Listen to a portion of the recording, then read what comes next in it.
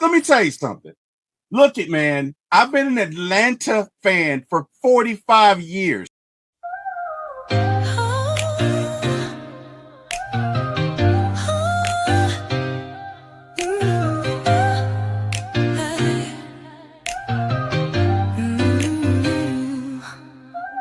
Late night vibes, we're turning up the heat. T-Will on the mic, can't accept defeat. My ATL sports show, he's running the game. Atlanta Falcons fly high, you know the name. In the heart of the A, where the pride runs deep. From the Braves to the Falcons, he's keeping it real, no sleep. He's got the scoop, every player, every play. Bringing the thunder every single day. T-Will, shining bright on the airwaves, bringing sports tonight. Atlanta heart, with a soul so free.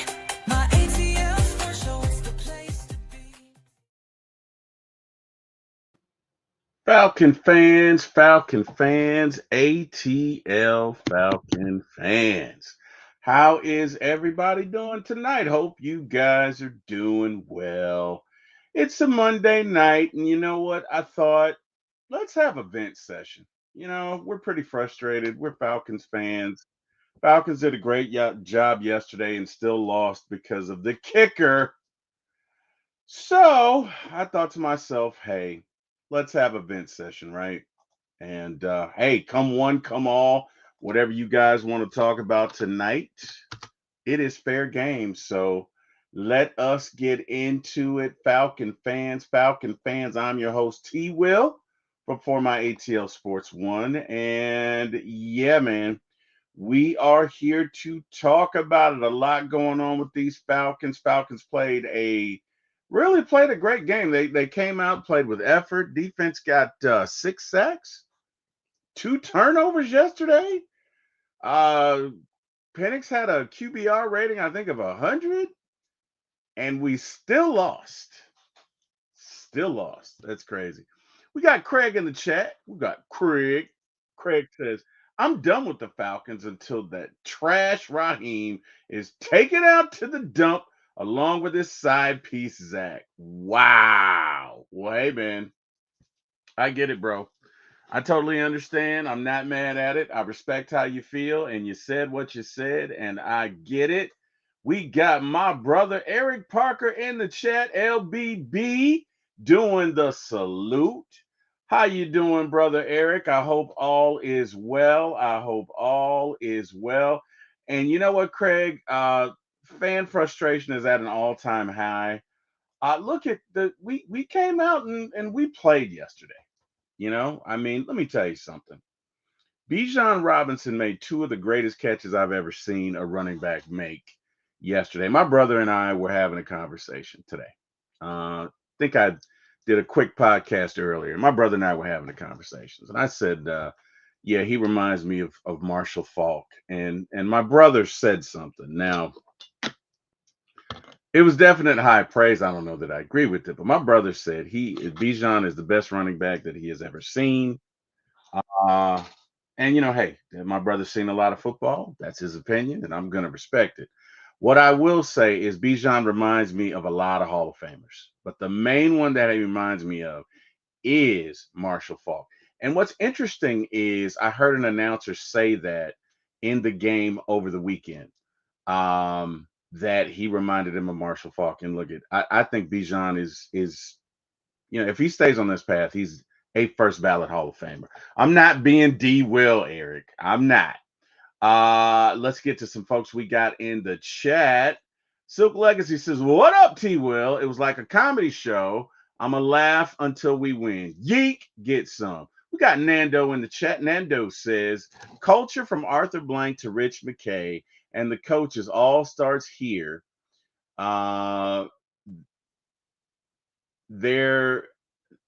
This incompetent coaching by Radio Raheem Morris and Zach Robinson. Penix won't develop here unless changes are made." And then my brother calls me D Will. He calls me D Will for Debbie Downer. And then he says, "Add me." And he's my brother. So you know what? I'm gonna add him. I mean, what do you want me to do? He's my brother. But I get the frustration. Bijan makes two, not one, two great catches where the ball's not even near him, and he goes up with the left hand, snatches it out. Now, this is while traffic is coming at him, okay? Turns around and gains 2 or 3 or maybe even 4 yards. And he did that twice, okay? Then Kyle Pitts goes full extension on that play. I mean, full extension. And makes a catch. And then Drake London, and my brother and I talked about this earlier today. Drake London makes what I would call probably the best catch that I've seen by a Falcon since Julio, since that Julio Super Bowl catch. Because he goes up with one hand, right? And I said it was the right hand earlier. It was the left hand. Goes up with the left hand, brings it down, comes down, gets one leg down, gets the other limb down, gets his body down, and holds on to the ball as he goes to the ground. That was a phenomenal catch. You know, um, Jalen Walker, the game's 21-7. If they score another, if they score a field goal there, even a field goal, that's a three possession game. Game basically is over at that point. Ladies and gentlemen, we got LBB in the house. That's my little big brother. LBB, what it do, man? How you doing, brother? What's You all right? happening? What's happening? Yeah, I'm good. Hey, I'm man, happy. we get two in a day, bro. We get Just, two in a day. just Yeah, hit a little parlay. Shout that's out what's Jack up. Play for the help. Appreciate it. Hey, man, we got you, brother. We got you. So I'm just talking. Look at that. Oh, yeah, Jalen Walker goes in, makes that strip, and JPJ picks it up, goes, doesn't score, but basically gets down to 10, 8, 7, whatever. But if they don't do that and the Patriots get a field goal there, that game's basically over, Yeah, right? That's a three possession lead. That was a big, big play by the defense. And then the offense comes in yesterday, after they get the ball back and they put the ball right in, and then it's 21-14 going to halftime, and you feel pretty good about it, right? Then New England gets the ball, of course, they go down, they score. Now it's 24-14, and they did not score another point. We came down, we got the field goal, then we came down again, got a touchdown. And look at the kicker missed the extra point. I don't have an issue with anybody who played the game except the kicker because you had one job, man. You had one job. You had one job, Eric. One job. bro. Okay. You can't even be mad at these people no more, man. You gotta think, man. The Falcons are the greatest show on TV. They give you everything. They every week.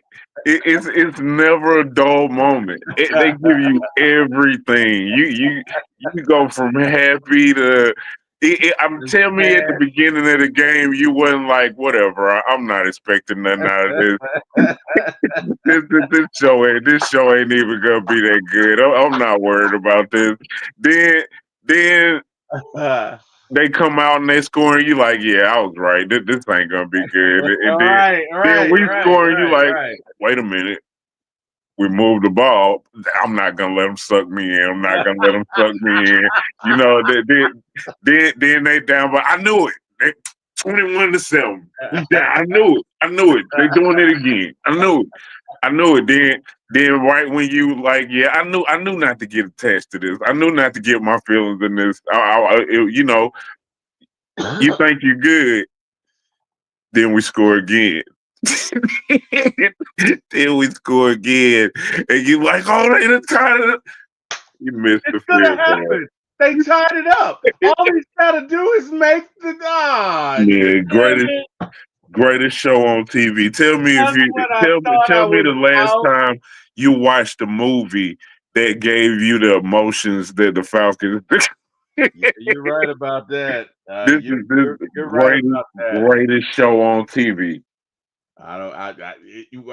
I mean, if you call a tragedy a great show on TV, I sometimes mean, people watch that stuff for that feeling, though. that's People true. go watch. They watch horror movies. They watch comedies. They watch all of that is in one in the Falcons game. It's all of. That, that That's an interesting point, Eric. I'd never thought of it that way. That's a very interesting point. Craig says, does Raheem like saying stupid stuff constantly? because he put out today there might be another kicking competition. A good common sense coach would have this kicking competition figured out. And you know what? I agree with that, Craig. And he'd have had it figured out at the beginning of the season, See, right? this is the comedy. Have you ever seen Martin Oh my God. and with Cole? There you go. Oh wow. Oh wow. ATL Diva 04 says facts. Nando says a developer of a young QB is greatly needed. Radio Raheem just laughs and chews bubble gum on the sideline. No interaction with Zach Robinson nor the QB. Nando says another thing we replaced cool with this clone T Will. They don't trust dudes kicking outside. I mean, look, this should have been addressed in the offseason. That you Yeah. really this should have been addressed in the offseason. You should have gone out and excuse me for saying this, but you should have gotten a legitimate kicker, not a journeyman, not a he's going to make it this week and we don't know about next week and he's okay. You should have gotten a legitimate kicker. What should have happened is you should have had a real kicking competition between two kickers, and not two. When do you decide that you need to have a competition between any other player and have the competition with the player? If you're needing a competition, they're not doing their job. Why are they even involved in the competition? I have no idea.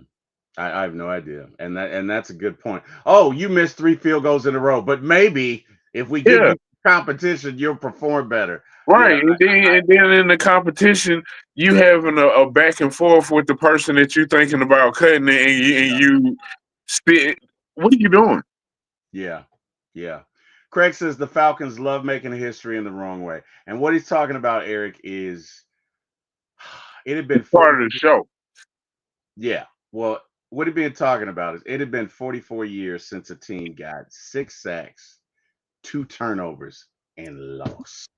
Yeah, And yesterday, snatching defeat from the jaws of victory once again, our beloved Atlanta Falcons set history. yeah. Atlanta We defense get says, the stupidest record. yeah, we do, man. Yeah, we do. Atlanta Diva says stuff like watching scary movie. Nando says on yesterday since 1964, has the team had 6 sacks, 3 touchdowns by a Hmm. receiver, and a turnover ratio, and we still lose. The record was 44-0. So the Falcons finally falconed on yesterday, and that's true. It looks just like a TV show. It looks like one of them shows where that you got this great team and they doing the most in this game, and at the end somebody doesn't listen to the coach and does what he wants to do, and he fumbles, and it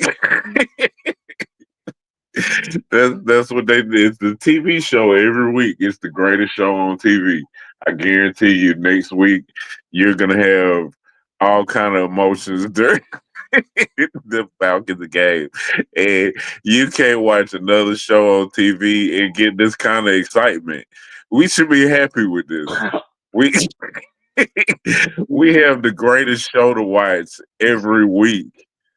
Okay, all right. So we need to reset our expectations, is what you're saying. I Just mean, watch enjoy it it, to man. entertain. This is the best show on TV, and we're fans of it. Wow. Okay. Oh, that's an interesting take. ATL Diva 04 says still a kicking competition, and it's week 9. Craig says we don't really get another kicker. We didn't really get another kicker. Koo just went through the Michael Jackson transition and changed his name to Romo. Wow. Wow. He does not stop, man. Silk Legacy says Raheem don't know what he's doing. He's just the ambassador, spokesman of the Falcons. It's almost I don't know. Okay, Nando, I have 44 years of watching. Oh, I have 44 years of watching this horror movie, T Will. Hey man, I hear that. I hear that. But that's how good it is, though. You've been watching for 44 years, and you still tuned in, and you still getting these emotions. It's not even. I've been watching for a minute, so I don't know exactly how many years, but I've been watching for quite a few years myself, and I still get the same emotions. I still get pissed off. I still get happy. I still get nervous. I mean, all of the emotions they come with every week. It's you get all of them every week. It's not just like one week we're gonna get a horror show this week, or no, that's gonna be included every week. Every week they go see you through every. It's the greatest show on TV, man. I mean, wow, bro. It I'm is. It wow. is the greatest show on TV. I'm just saying, man, wow. You know, that's I don't even know what to say, brother. Craig says we about to pay all this money, travel thousands of miles to Berlin to get our butts whooped when we can stay at home for free and get our butt kicked and our wives taken for free like Saturday. We're gonna beat the Colts though. And we probably will. We That we we. surprised me. It would not surprise me. So Kevin Mm-mm. Knight of the Falcoholic says this Falcons team is more frustrating than most because it's obvious the talent is here to contend for the playoffs, but every week they push a boulder uphill to overcome head coaching and OC issues. This roster is strong. Bijan, London, Pitts, Bates, Penix Jr., but results don't match the potential. And he's 100% right. Yeah, I think what it's is most disappointing. yeah, what's most frustrating, right, about this team is that Bijan Robinsons do not grow on trees. You can go 50 years and not have a Bijan Robinson, you It, know? that's why I wanted to get on the show. There's never been another Bijan Robinson. You with the Marshall Faulk comparison, I get that. You comparing it because of the ability to catch out of the backfield, but Marshall Faulk ain't Bijan with running out the backfield neither. Marshall Faulk, nah, I ain't hating on Marshall. Hold on, don't don't shoot at me. But Marshall Faulk ain't cutting like Bijan. That jump cut is nasty. That has only been done by a few, and I don't think they did it as nasty as Bijan. I'm telling you, I believe that is the greatest. I believe we watching the greatest running back of all time, talent wise. Well, brother, I get it, and you're certainly welcome to feel that way. I'm gonna say we are watching one of the greatest running backs, and hey, Yeah, man, I'm you got to de-wheel it. no, I'm not de-willing it. I'm just saying that the young fella has a lot left to prove. Okay? So, that's all I'm saying. I'm not necessarily disagreeing with you. He could Man, end this up being dude running like smoke through a keyhole. Getting like, gaps. do it, You ain't man. never seen nobody do this. You are on one tonight, man. But I think what's frustrating, honestly, about this is that honestly, I don't know, other than the 2016 Falcons team, I don't know that we've ever had a team this talented. And I say that because we are talented on offense and defense. Oh, we got Miss Carey in the building. What? Hang on one second. I gotta add Miss Carey. I did not know Hey, she was gonna jump in here. Miss Carey, what's going Yo, on? what's going on? what's happening? We ain't had our Hey, conversation yet. I know. I know. And right? I was like, oh crap, I still haven't talked to Eric and I need to talk to T Will. He sent me the link, so might as well just hop on and talk to both of y'all. Now You we heard still one we still go. gotta have our uncut conversation though. Oh, We can't have that. this is We the can't have PG. that one on here. Yeah, this the Okay. PG version. Oh wow. Miss I Carey, mean, how you doing tonight? You all right? Yeah, I'm doing good. Can't complain honestly. All How right. you doing? Hey, I'm okay. I got no complaints. We all saw the game yesterday. We were all frustrated. Matter of fact, we were all on the call. Um, but Carrie, honestly, it just feels like this Falcons team, and this is what I was saying to Eric. I Mhm. don't know that there has ever been a more talented Falcons team. Even the 2016 Falcons, and don't get me wrong, they were uber talented. They were uber talented. I'm not taking anything away from them, but they did not have the stars on defense that this team does. Right. Okay. Yes, they had Matty Ice. Yes, they had Julio. Yes, they had Mohamed Sanu. But they did not have the stars on defense and the defensive team that we have. We got four number ones. All right, let's try to match them up. All right, wide receiver. You got Julio. You got Drake. You got to give that to Julio. You got to give that one to Julio. Right. We giving that on the Julio. All right. You got wide receiver two, Sanu and Mooney. I'm gonna get it to Sanu. Okay. All Yeah, right. easily. Wide receiver three. We Do we don't have have one? one. We don't have one in Turbo. I'm gonna get it to Turbo. Um, Yeah, we don't really have one, Let's to be get the honest. running back. running backs. I'm gonna take Bijan and Tyler over Yeah. There you go. So Free, that over that's Free three. and That's 3-2-2016. all right.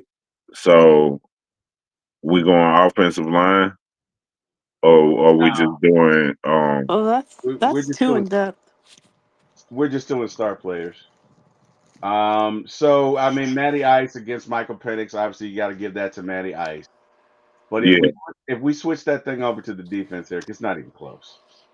I don't And know. Let's go defense. we didn't even get to Kyle Pitts right at tight end because I don't remember who Cooper the or tight end was. Pitts. But you got to give In that. 2016, we had Austin Hooper. Yeah, I'm going Kyle Pitts. I'm taking Kyle Pitts. Are I we am. going? Are we going off talent or production? We're going off talent. Oh, We're going off talent. Okay, I'm gonna take Pitts then. Yeah, I'm gonna take Kyle Pitts. So that's 3-5 for the 2016 offense. We go to defense, it's not even close. It's not even close. Yeah, you got yeah. It's not even close. Nah, because you got Bates back there who's gonna take the safety. Then you got AJ is gonna take your corner. Um, so so what about coaching staff? Which one is better? Oh, coaching staff 100% is 2016. I'm 2016. I'm talking Okay, about I'm just talking about the players. And what I'm No, I saying is know. you but could that's the you could difference, though. Look what we Yeah. just said. You was damn near even on offense with your skill position, and we went to defense, and we really don't even want to discuss the defense because it's night and day with your talent level. yes. So saying that right there, if you switch the coaching staff with the 2016, that's you definitely would be doing a hell of a lot better than you're doing with this coaching staff. That's your difference right there is your coach. Hmm. Agree.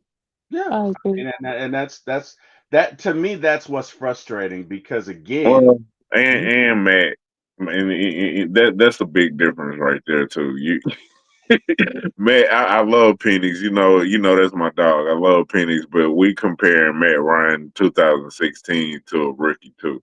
no, So I that get that, it. We that does kind of shift the talent level on offense to a hell of a lot more on It, 2016. it does, but the defense was awful. The defense was ranked 28th. Like Yeah, again, I agree. I agree with you with the defensive side of the ball, but that offensive talent, just because of Matt's level of play in 2016, hmm he was the MVP. Matt went dumb 2016. he did. That's hard to match, period. But we putting a rookie up next to it. So yeah, I'm gonna I take the 2016 offense.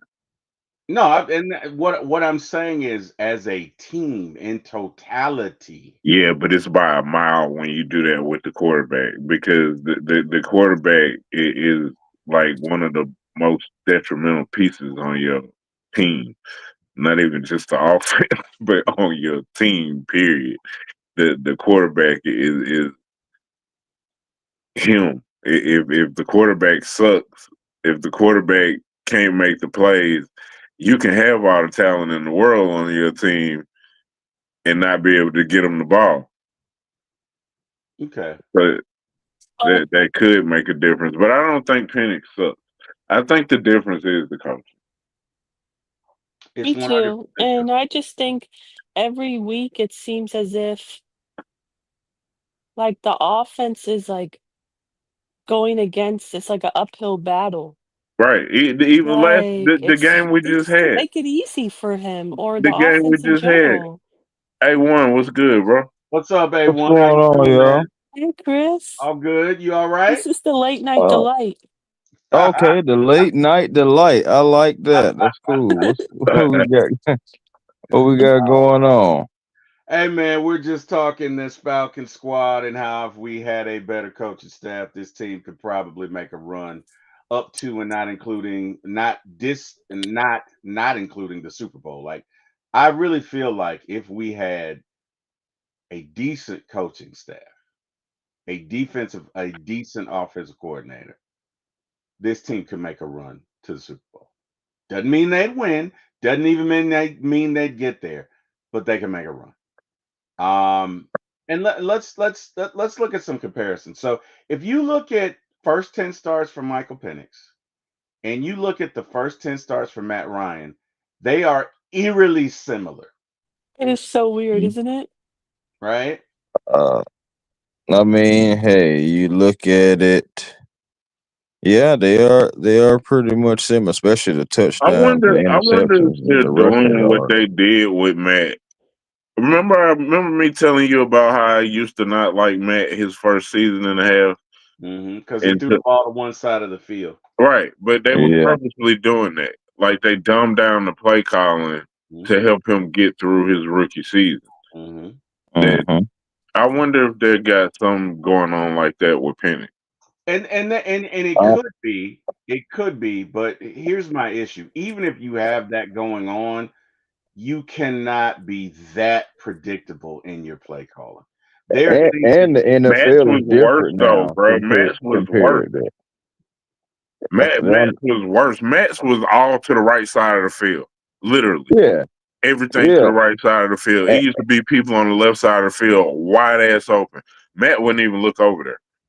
yeah. I mean, you think I thought it about was it. Matt. I used to get pissed at Matt that first season for doing that, and then it was said after the season that they were purposely calling most of the plays to the right side of the field to make it easier for him. I was like, That's weird. hmm That's But weird. my thing "Damn." is, it can't be that going on with Michael Penix because we don't see him do everything. Remember last year we seen him under Right. center. Last year we Right, seen but him the plays don't audible. look like they looked last year neither though. That's They're what. not. That's my point. So I know it can't be like a deficiency with the quarterback, in my No, I don't. opinion. I'm not saying it's a deficiency with him. I'm saying I think they're dumbing it down for him, but I don't. I'm not even saying that it's necessary to do that. Could they? I'm saying Could I they be? think that, Could they not be dumbing it down for the quarterback, but for the coordinator? but it wasn't. I mean, Well, it's a college level we were offense. having this same conversation about Kurt in the beginning of the season last year about him with the offense and not opening the offense up because we thought he wasn't opening up for Kurt. So maybe he just can't open his damn offense up. Right. I And mean, everybody thought he and they wasn't add to that. opening it because they thought that Kirk was just, oh, because he's injured. Yeah, That's 'cause why I you they're mean, not hold see on, opening wait a him that minute up. was now. the Now excuse last that year was for a him little not. part of it, though. The fact that he was injured was a little part of it. But you Mhm. But think was it about it like really this though? too. I But mean, but you, was it really though? Because we still I seeing think. this offense. I mean, I think it was this. I think in the beginning, everything like the first couple of games, everything was maybe like everything was peachy. You know, what I'm saying, to a degree.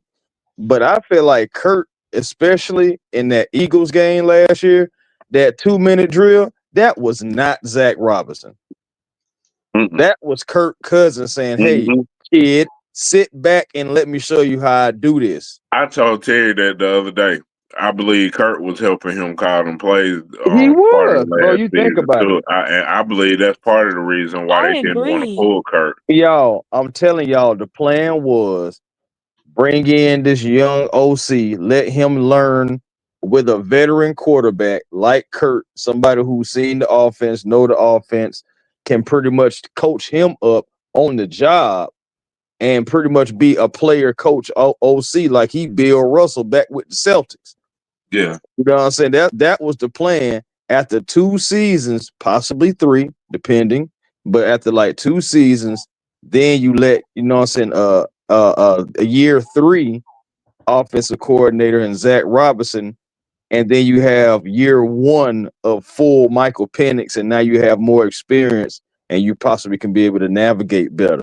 But the plan blew up all in our faces, and now we're kind of like having 2 guys learning on the job. We know it's going to be growing pains with Penix, but we didn't expect it to have as many inconsistencies with our OC. I'll say that. Nor should we. Guys, Silk Legacy says the locker room has lost respect for Zach and Raheem. You guys agree with that? Yay or nay? How do you feel about it?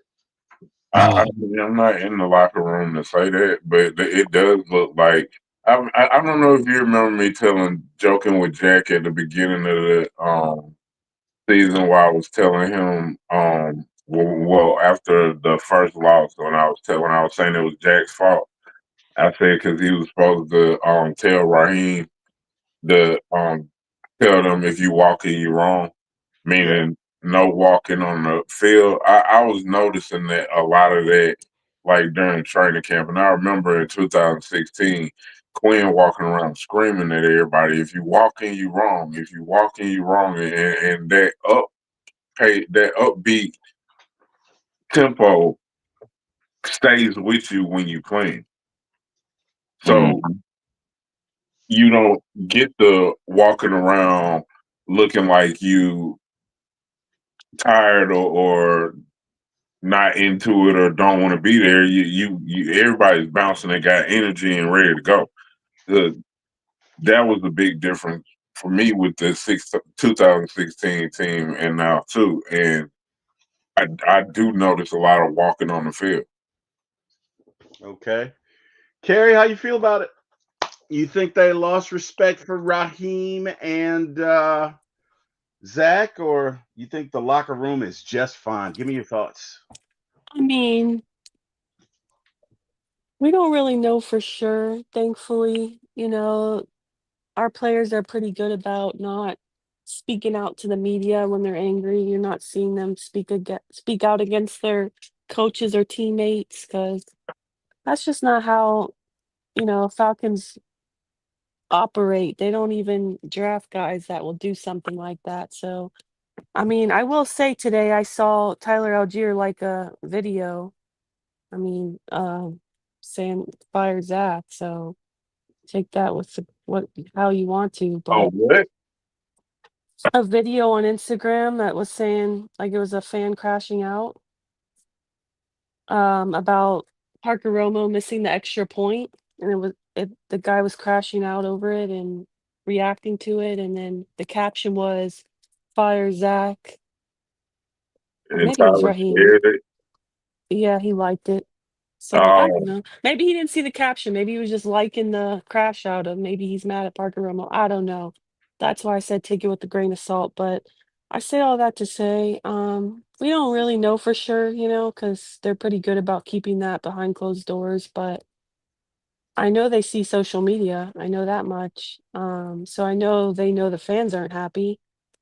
Um, and I know they're not happy with being 3-5. And I mean, it's kinda like they're not stupid kinda situation. You're gonna look around and be like, "Well, why are we 3-5?" Like, you know what I mean? Like, what's led to this?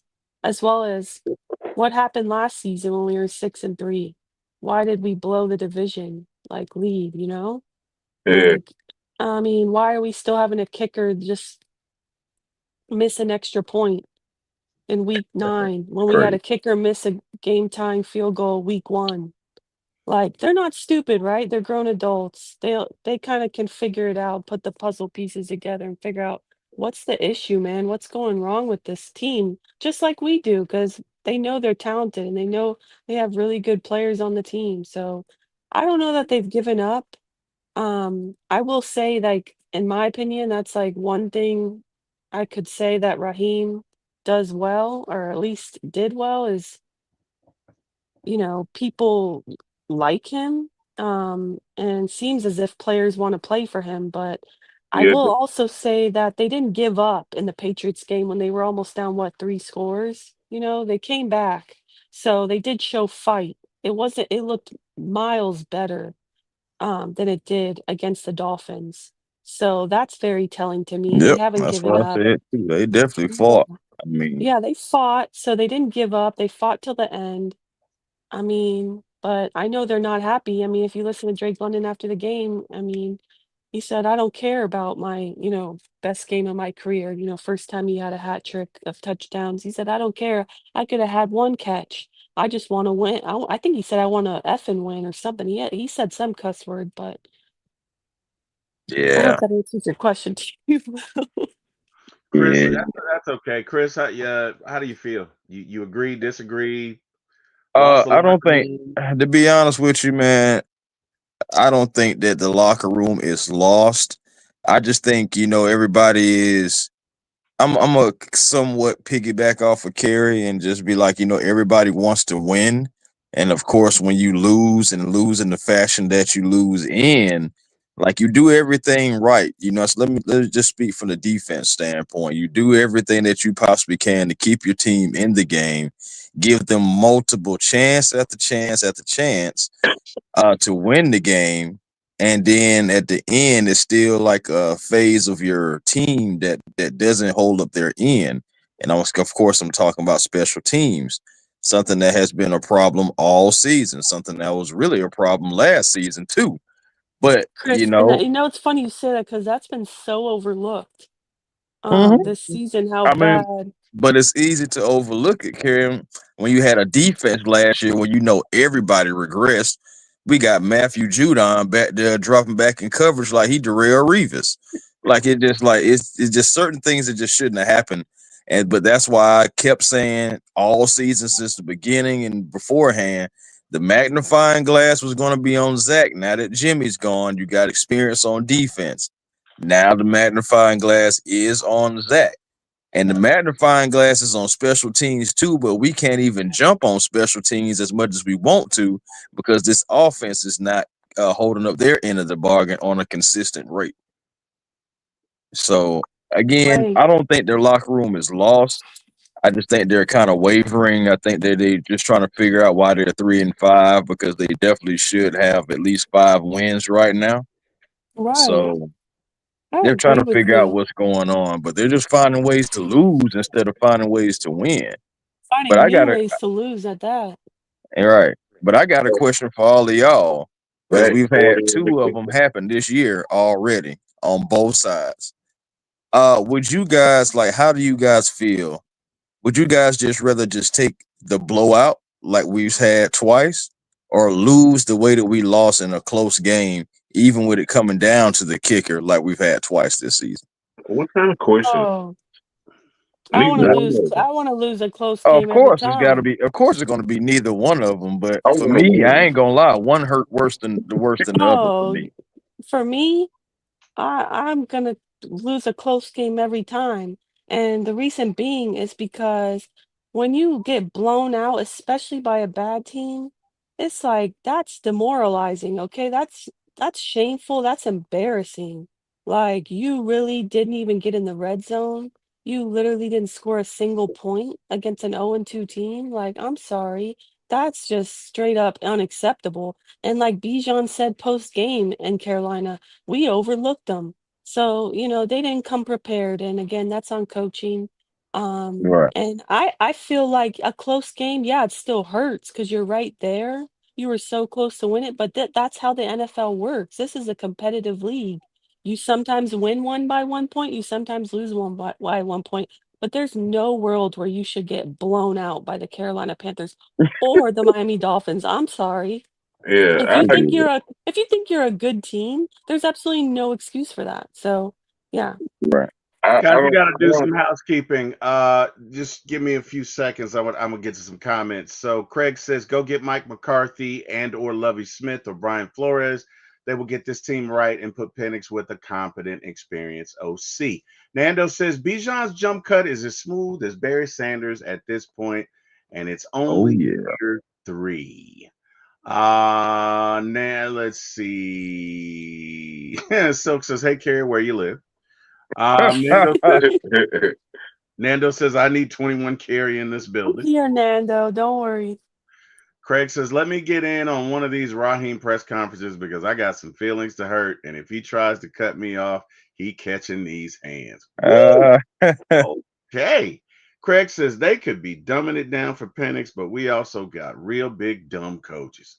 ATL Diva says make Kirk. I think she's talking about make Kirk the OC. mhm. Which at this point, hey, it might He not wa- be he a bad was last year. might not be a bad idea. Nando says the offense can't open because we didn't see any preseason action by our starters. Mm. Again, ATL Diva said make Kirk the OC. Nando says Zach Robinson equals Ray Charles, Penix equals Steve. I'm not gonna go that far. I'm not gonna go that far. Nah, it's definitely not that I'm bad. hey Nando, I Oh, got nothing but love and respect for you, buddy. But I look, Penix. We just showed you a comparison where Penix and Matt Ryan are step for step their first 10 games.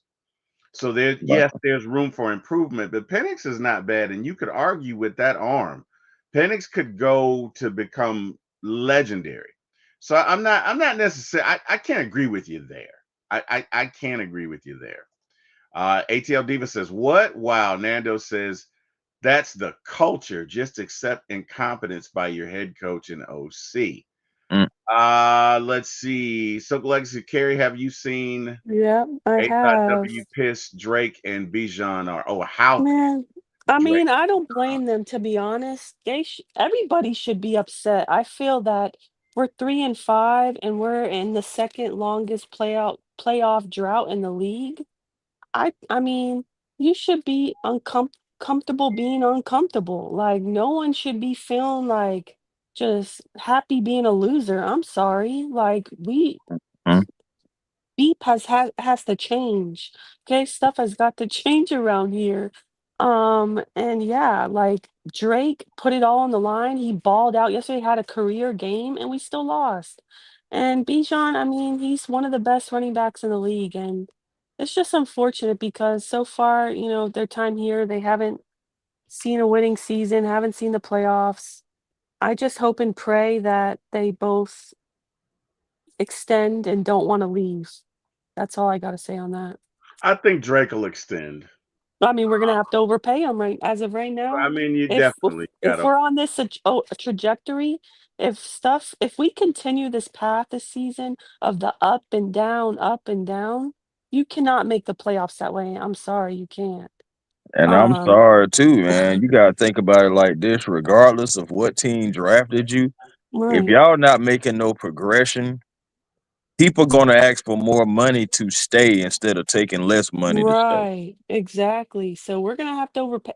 If we miss the playoffs again, he's in a contract year. We're gonna have to overpay him, and I suspect that they will do that because he's special and he's our wide receiver one. We need him.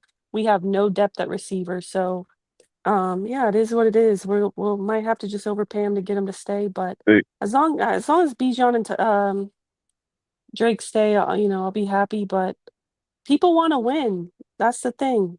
People want to win. I remember when we first got Jesse Bates and first had signed him.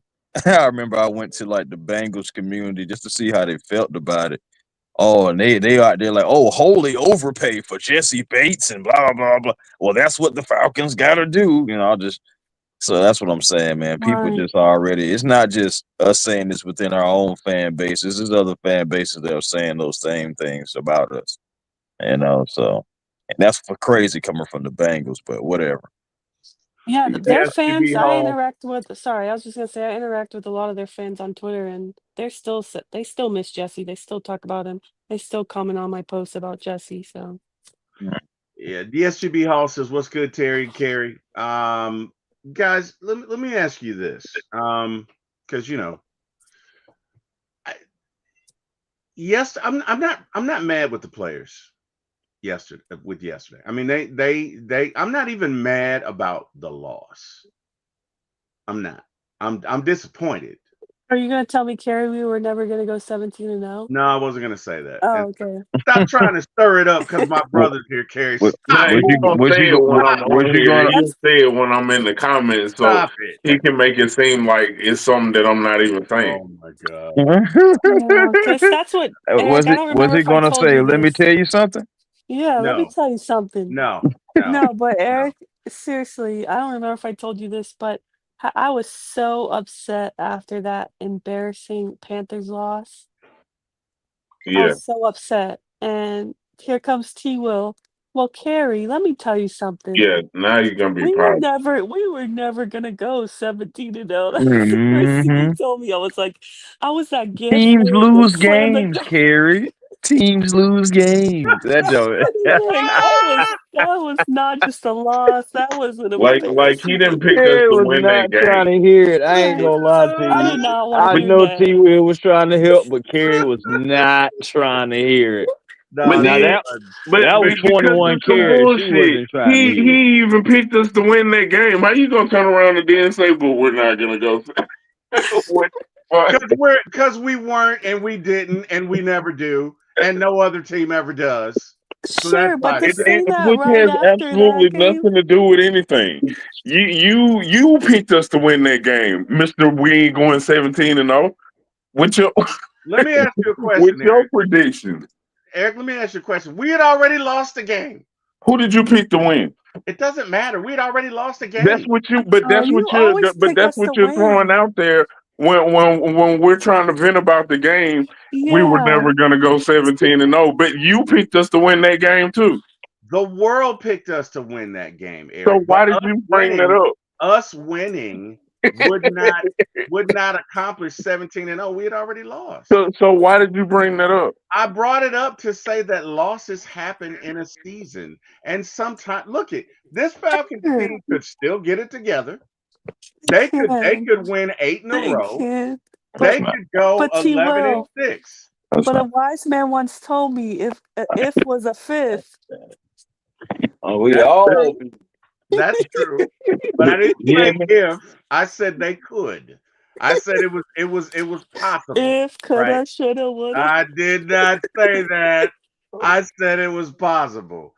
Anyway, man, yesterday again, 6 sacks, 2 turnovers by the defense. Defense looks like it's coming along. Do you guys think tomorrow is the trade deadline, or actually today it's 12:03? Do you guys think the Falcons make a move and go and get a linebacker and a receiver, or do you think we just sit here at 3-5 and do nothing, or do we sell tomorrow? Do we trade some guys that we would normally count on?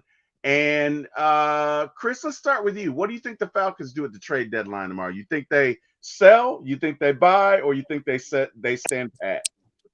to be honest, I honestly believe that that's been a topic of discussion for and within that front office ever since this game was over.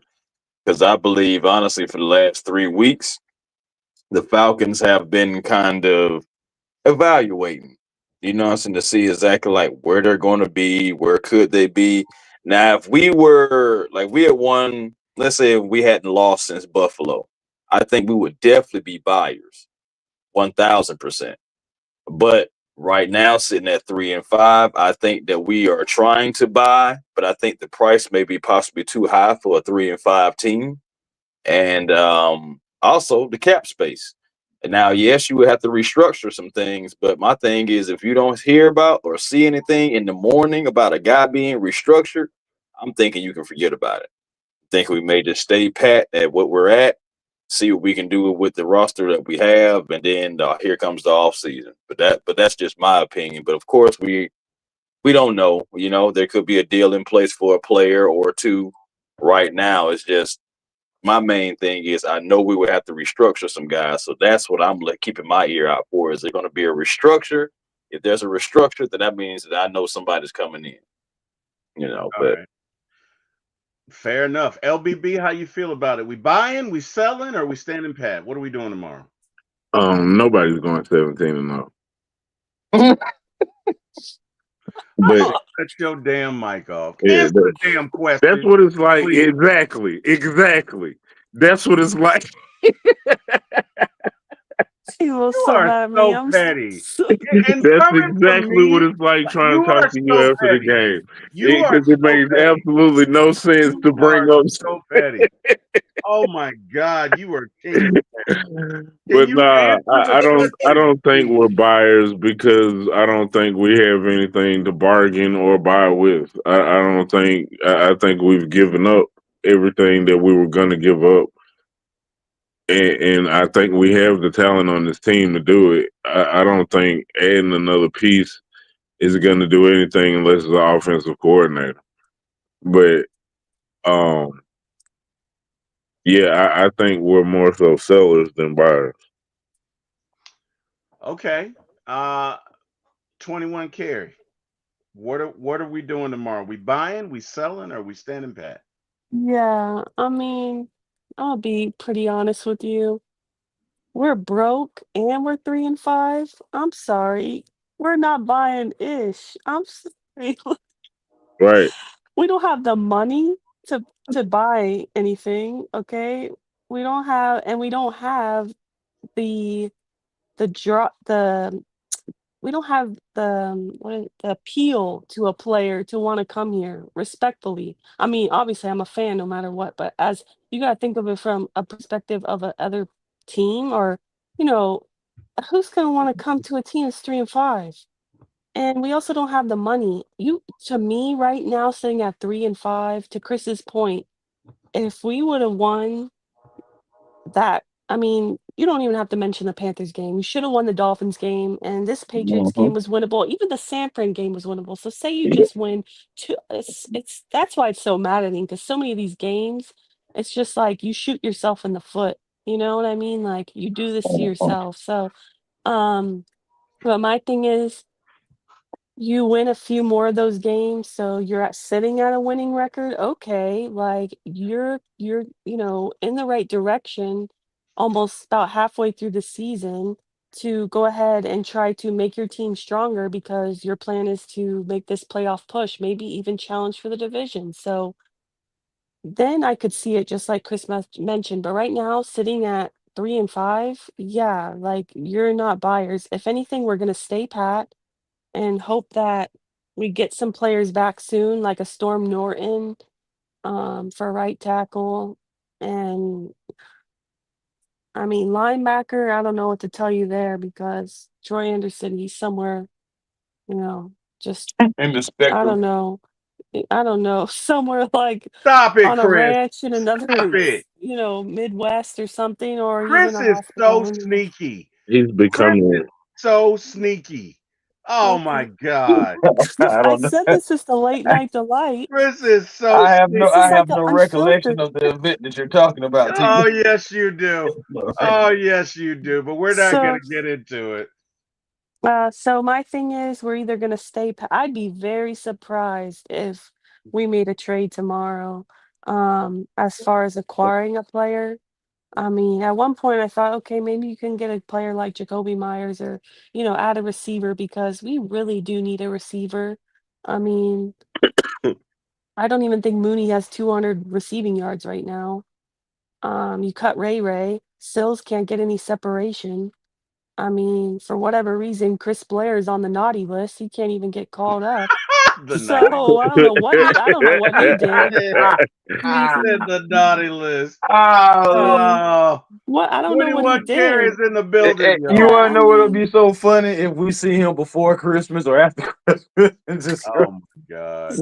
like, but He's on Lord, the I naughty say Lord. all list. that to say, I think we stay pat because of like our situation. I think we have. Can you still hear me? Yeah, Mhm. Yes. we Okay, can hear sorry, you. my AirPod fell out. I think we only have about $4 million in cap space right now. To Chris's point, you'd have to get a player to agree to restructure in order to make cap space. I just don't see it right now as far as being buyers. I could see either staying pat because jobs are on the line, and Terry Fontenot doesn't have an extension right now. So if I Mm. was him, I wouldn't want to trade away anybody. because basically in a contract year myself. So why am I going to try to make the team weaker and acquire picks for the next guy potentially? Like I'd be Mhm. greedy and I wouldn't do it. But So if I it's heard out a of rumor. I heard a rumor, and one way we could clear up some cap spaces, we could trade away Kirk, right? And we Oh, could trade away Kirk for a linebacker, right? to who? I'm I'm just just saying, like I'm just saying, like I don't need Sean Witherspoon. You know what I'm saying? Because Spoon would have been great, oh you know, wow. at that time. But I can't trade for Sean Witherspoon right now. Like it's got to be We somebody we a could difference maker we now. could trade for Logan Oh, T Wilson. Will. No, I don't We want could. Logan Wilson. Oh my gosh, you're I know who's giving you this information. It's Scott Karasik like Jurassic, isn't it? I'm Mm. not gonna say who's giving It me any is because information. he wants And Logan Will. I'm Oh, not gonna I'm leak not my gonna okay. say sources. who's giving. And you know what? This is the last time I do. I say that on the show with Carrie because she got a big mouth. Oh my Wow, god. you're Anyway, just trashing all the whole panel tonight. I'm not trying. Jeez. Carrie, you This out guy here, got a big mouth and then you just like Carrie. this You sneaky are and then I The, forgot the sneaky you the right see it one on the your now. one that face. gives away Carrie, everybody's you information Wow. is now exactly. Carrie got a big She, mouth. and yes, she does. Wow. Yes, she does. Because she could have kept Why? that Because to I'm herself. right? I didn't actually I'm know that. That about was an to say, educated guess. The That was irony. Right. an I'm about to say, boy, T She Will said looking a the lot like Raheem Morris right there. Don't like it the when other people irony. right now. That's He said the hilarious. irony. He said the irony. That's crazy. The No, but irony. in all seriousness, No, in all seriousness, no one is trading for Kirk Cousins. I hate to break it to you. It's just not happening.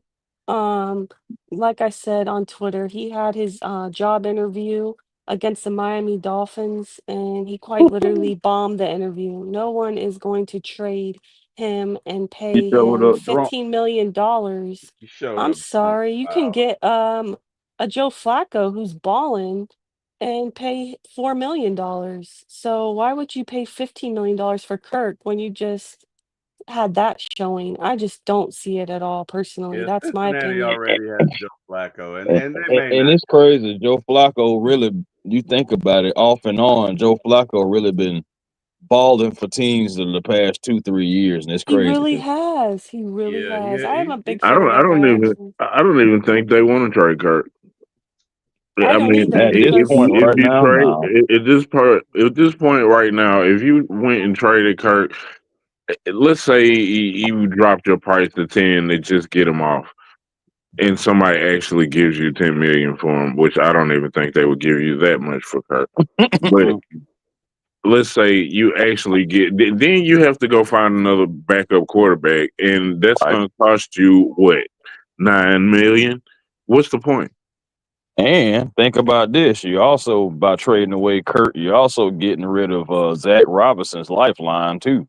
So now Exactly. you're gonna That's what I was going to say right after that too. Then your next quarterback don't know the offense like Kirk do. So right. is that worth the million you finna save? I'm it, not it saying it's worth it. I'm just throwing it out there, people. I'm just throwing it out there as because then as because an Yeah. you would We have to skeet No, find you. somebody people. that can run the offense. So that means you got to go talk to Minnesota and ask them if they willing to trade you Carson Wentz. Yeah, That's what you want to do. we skeet shooting. You throw it out there all you want to.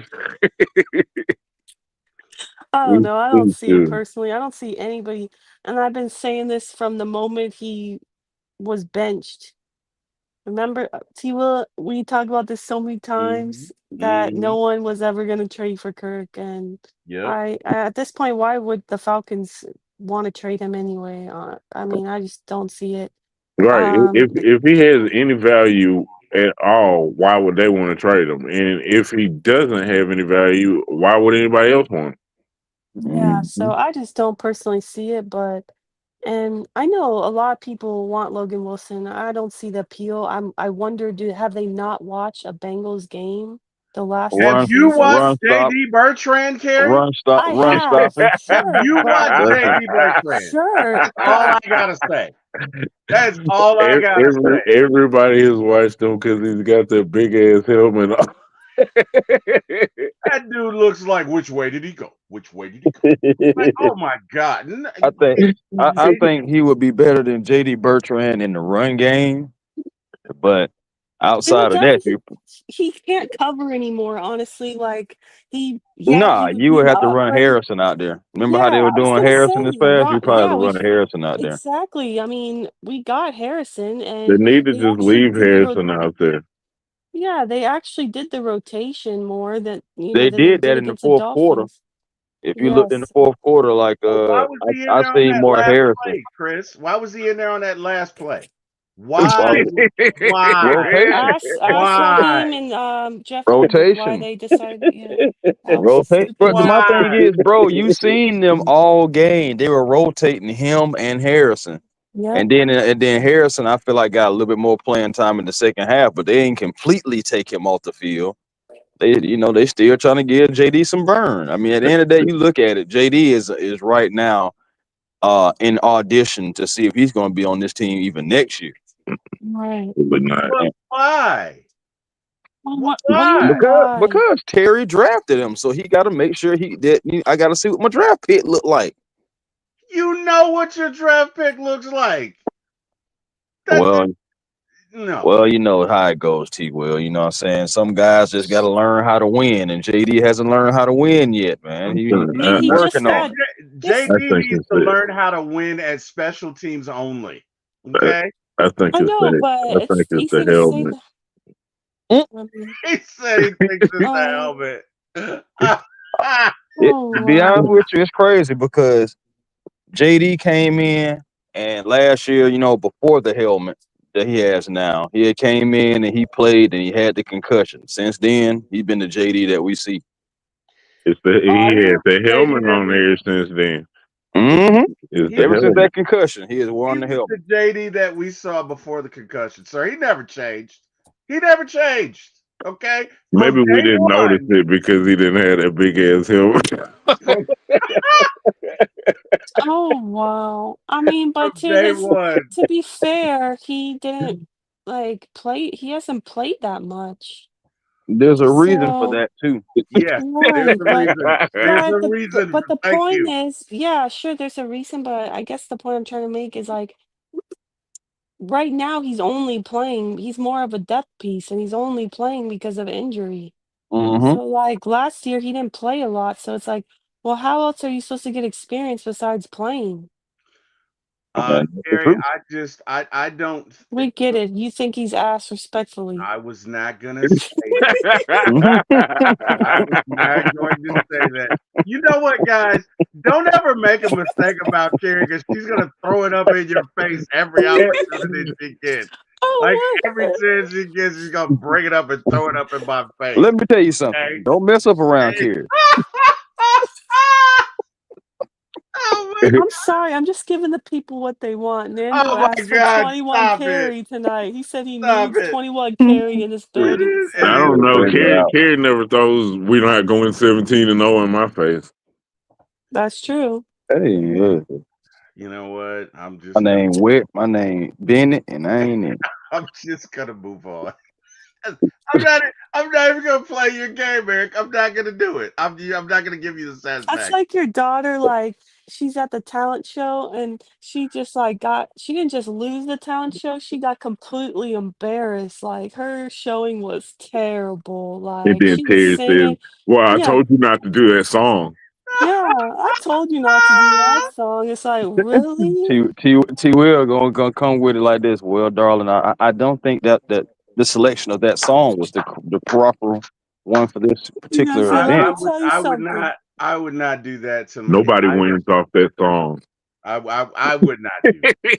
I would not do that. I would not do that to my kids. Now Nah, he wouldn't do that. He'd say, "Well, that song sucked donkey hooters." I I would can see not. that. I can I see would that. not. I would not do that. I might. T Will would be good about it. He'd probably just say, well, it's all good. Let's go and hit this drive through.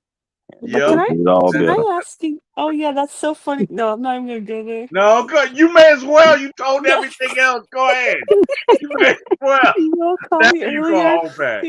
Timo called me earlier on the phone, and then he's like, Like, he would say, "Hold on," everything else says like, "Yeah, what can I get for you today?"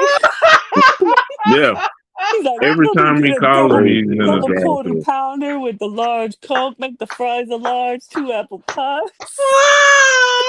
Every time he I calls ain't me, heard he's not in the one water. drive-thru. Did I get the lunch order right? He said not one water. I Not got Or one. water soup, right no here, soup. sir. I got Mm. water right here. They, Just they had water there too, but you made sure you didn't get it. Man, that man said, "No, make sure it has extra ice. That's going to be my water." Yeah. Shit. oh wow. Ah, Wow. ah. But, Oh can man. I ask you guys something? How do you guys feel about, today Raheem had a press conference, right? And today he said, I'm not even gonna talk about the Clapgate, but I was gonna ask you guys, how do you feel about Raheem saying that he's considering bringing more kickers in for competition? Not that they're bringing in more kickers, that they're considering it. I think Raheem just says whatever the hell that he thinks people want to hear. I don't think, and he may make a move just to shut people up, but I think he listens to social media and what people are saying too much. Yeah, I can see that. I can definitely see that. I mean, I feel like the tone of it was sounding like pretty deflating. He sounded pretty defeated. Like he got to shake it off though, because we still do have an opportunity to right this ship. But I know I was speaking to Big Low earlier today. We were just chopping it up about the old Falcons, and we were just agreed that we have to turn this around because we're 3-5 now. You cannot afford to come back home 3-6.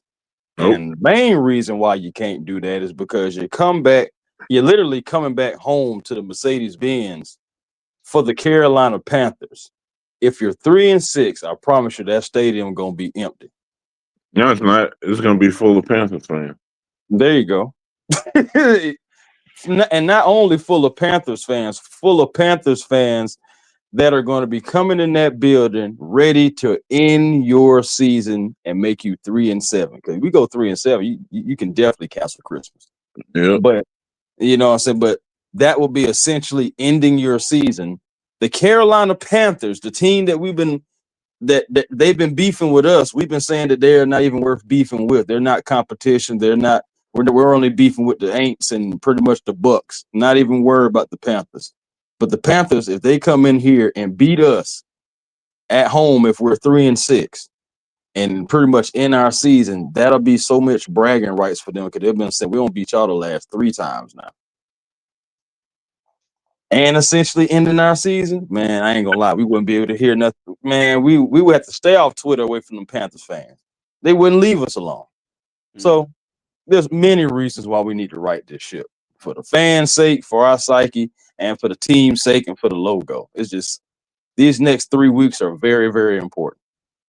Mm. When Mm. is Diablo coming back? You guys think he'll be back in the next 2 weeks, or you think he's going to be out more? No, Nah, he no. got at least 2 more weeks. He could come back the week after that. I think we're soft. He should have been playing out there with the cast like he did in Damn, Vegas. Gary. Yeah, Damn, this is the uncut, unfiltered, damn. the late night It's late delight. I night. mean, it's a Just late night taking shots at unfiltered show. everybody. I Gee. just feel as like it's soft, man. Like you talk about JD being so terrible. Well, you saw how impactful Divine Diablo was for this defense, man. Like he was having such a great season, and he, you know, broke the same forearm when he was in Vegas in 2022 and had surgery, and he was out there with the cast on. So why can't he do that here? You think the Shit, doctor? man. I think I think we're soft, and they'll be like, "Nah, please just get better." That rest. Wow. I mean, that's just I don't know. That's just me speculating. But if he doesn't go out there in a cast, I, I would believe it because that means he's been willing to do it in the past, and he's been Mm. having such a great season. why wouldn't he want to get out there and continue on that, same trajectory and help his team win? I mean, I feel what you're saying, Kerry. I definitely do. I mean, everybody's team and training staff and all that stuff of it is definitely different. Right. But I do still expect to see Divine Diablo this year. Now, if I don't see him no more this year, that's gonna be quite disappointing. But I do still expect to still see him this year. I don't expect to see him in the next 2 weeks, but depending on, and then also you got to think about it like this too. Depending on what our record, because if we're 3-7, why bring him back? When he broke his arm in Vegas, did he come right back or did he come back with the cast on? He came back with the cast on. So how long was he out before they brought him back? Don't know. Have to I'm look not that really up. for sure, but I know he played with the cast on. Because I'm thinking he might still come back with the cast on. That's what I'm betting on. I'm Hoping. thinking that first part is sensitive right now, so you might, even though you got a cast on, you might not want nobody hitting your broken arm right hmm right after it just got broken. So I That's think true. A couple Hopefully of we weeks see him to back. let it heal up a little bit. You know what I'm saying? So you can kind of take it. So I mean, that's like a Scared car like fuck crash. that. So you got to think about it like that. I Yeah, mean, it's a scared car like fuck crash, and he that. played Put some defense. duct tape on it, throw him back out. Yeah, man, he Yeah. needs to. I mean, he's talking He about may he Parker. may tear it Talking, up some more. He may talking tear it up about some more, Kerry. I Y'all, don't we know. got Yuri in the chat. Yuri Kid said says, we I got more know duct Parker. tape. Yuri says, I know yeah, Parker Romo's missing. Miss PAT was huge, but we still had another possession to tie the game again or win it, and we still blew it. Shaking my head. Man, Yeah, yeah. Yuri. That sucks, man, Yuri. Yeah, that's man. why I said defense gave you chance at the chance. Hmm. And offense just didn't play well in the start of the game. The They defense got hot didn't at the either. end. They both played better in the second half. The They did. first half, neither one of them showed up. Yeah. That's Yeah. fair. Second half, we only gave up 3 points. Yeah. Yep. Yeah, I will say shout out to Ulbrich, man. The second half adjustments were really good. Mm. Mm, mm. All right, But guys. So let me ask you this. Out of 10, and let's start with Carrie. On a scale of 1 to 10, what are our chances of making the playoffs at this point? oh Lord, why do I have to go first? Let Eric go first, please. Ladies first. Oh no. Ladies first, No, right? come You never on, heard. please don't make me go All right, first. Eric, go first. I'm not gonna Please, make Eric. Eric go first. She's my co-host on our show weekly, Thank so you. I'm not gonna do that. Eric, 1 to 10. Oh, Craig says -10. Damn, Craig. Now, hey, Eric, that's D Will right there. Why you want this D Will stuff? The Eric, fact that you stopped me to point it out is D. Will. what? 10. Whatever. Thank you. Okay. Thank He you for said he answering. going Thank, 10. thank you for answering the question, brother. Chris, Mm, 1 out of 10. mm, mm. Man, I can't go no higher than 7. Okay, that's fair. Dang, that's really good. Nando says 1. All right, Carrie. Yeah, Wait, what did Eric say? Eric said 10. a 10. Eric said a 10. 10? Craig said a -10. Nando said a 1. Silk said a 0. All right, I need Chris T said a 7. Wills because You said I can't go no higher than you need me 7. to go, Carrie? can't go how. No. Wait, Carrie, you what? need me to go? No, I Yeah, just go said I ahead. can't go no higher than 7. That's what But I what was does just that saying. mean? Like that's the As in ceiling? that's my ceiling. What's the As far as my floor? belief, my floor is 0. My floor is 0, but so I'm in between 7 and 0. And the So only you're at reason like a why, 3, okay. Pretty sure. yeah, All it's right, Carrie. my coaching staff, man. I don't know. Carrie, what say Right. you? 1 out of 10. What do you say? And What are guys, please take what I say with a grain of salt, okay? I hope I'm wrong. I truly do. I love this team so, so much. And T Will and Chris know how much I want this team to win. I Yes, we mean, we were on a multi-hour call after the game. I was very upset, so yes, she it's was. not that I don't want them to win. I just like to Chris's point. I don't have faith in this staff, at least the OC and the head coach as of now. Because what have you shown me, Mhm. like for me to have faith last season and, 8 games into this season. So that being said, right now I'm sitting at like a 2. Woo! A God. 2. Our chances to make the Oh, playoffs right wow. now is a 2 out of 10. Oh, And man. honestly, the betting line Wrong with is that. worse than that. I think the bettors say we're at like a 13% chance to make the playoffs. So, All I right. don't but I'm even at a think it's 2. that high. I think it was. I think that was before the game. I'm So what gonna. is it at now? Definitely less than that. It's probably less than 1%. 1%. Wow. I Uh, mean, we're 3-5 right now. It's rough. Like Draft pick essentially, sitting at 11. he will. I mean, we said the Dolphins game was a must-win game. We were on the record saying that. Then we said this game must-win game. I mean, here on out, it's a must-win Must game win every week, game. it Yeah, feel like. Yeah. And it is. I said to make the playoffs now, we would have to go 7-3. So we lost this Everything is a game. So must now we win have to, game. yeah, so now we have to go 7-2, right? Like, Yeah. Can't lose on no more than 2 games. Really can't lose no more than one more game for Craig We real. ain't said. losing no more. Craig said we got a better chance of meeting the Lord than the Falcons making the play. Hey man, hey, I'm just Oh saying. wow. I'm just please, saying, Oh, God, I man. don't, Craig is I, I can't please I give me a can't little more time. Craig is undefeated. I Craig can't is I can't blame him, bro. undefeated. Oh my goodness. I'm gonna say 6 out of 10. I'm gonna say 6 out of 10. 6 out of 10. Okay, so you're Yeah, kind of in the middle.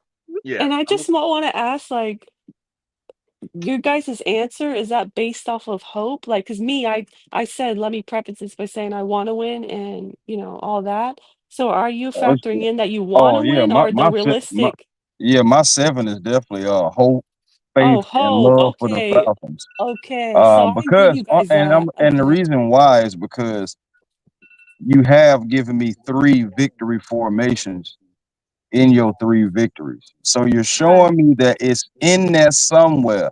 Can you pull it out on a consistent basis week in and week out?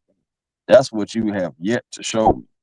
So like Right. that's why I'm like, man, Well, if my you thing can't show me is, no consistency like now, like can we build even though it was a loss, can we build off of that loss and turn that loss into the fuel, like all right, like the last straw and be like, all right, let's go ahead and go on a streak because we really need to at least win the next 4 or 5 games in a row to give wow, ourselves a that's a chance. big ask, I man. mean, and I say that because I say the next 4 or 5 games to try to see exactly where you're going to be at, who's going to lose games, etc. Who may go through some injuries, whatever. Silk wants to But know if we're smoking. he said, Unfortunately no, not, no, Silk. no. Unfortunately not. It's just trying to Yeah, figure out. It's just Unfortunately trying to really not, just have sir. faith in it. It's just trying to have faith in the team, man. That is Well, all it is. so to your question, that's why I had to ask, is it their answers, was it based off of like their hope and love as a fan? Because then obviously if we're factoring that in, then okay, I'll be like at a 7 or 8, but my answer. realistically, like take away the Falcons like blinders, where the team is at currently and with the inconsistency of this team so far, 8 games in, I can only say a 2. Yeah. I mean, Mm. I'm No, we were going so back. inconsistent I'm still. going based off of what we can do. Now again, it you Not know, what they've shown you All right, who necessarily. are we Okay. winning? Are we winning the game on Sunday? I think we are. Yeah, I think we I are. hope so. I think we I'll are. say that. I'll I think say I we are. hope so. This I is a think yes or no question, Mm, Kerry. I hope so. This, I this, don't this, know. It hey, depends on which team hey, if shows kid. you up. can Hey, if you kid. can answer the whole record, you can answer one question for one game. Hey, It Carrie. Are depends we on which winning team this shows game? up. Hey, Carrie. That's the plan. That's the plan. That's the Carrie, what plan. happened to standing by your man? Ain't that what you always I say? said I hope. Like I hope my man. Okay, look, it's just like I told you guys. Why That's is my it man. I'ma why stand is beside it him. that you can answer for 9 games but not one? So look.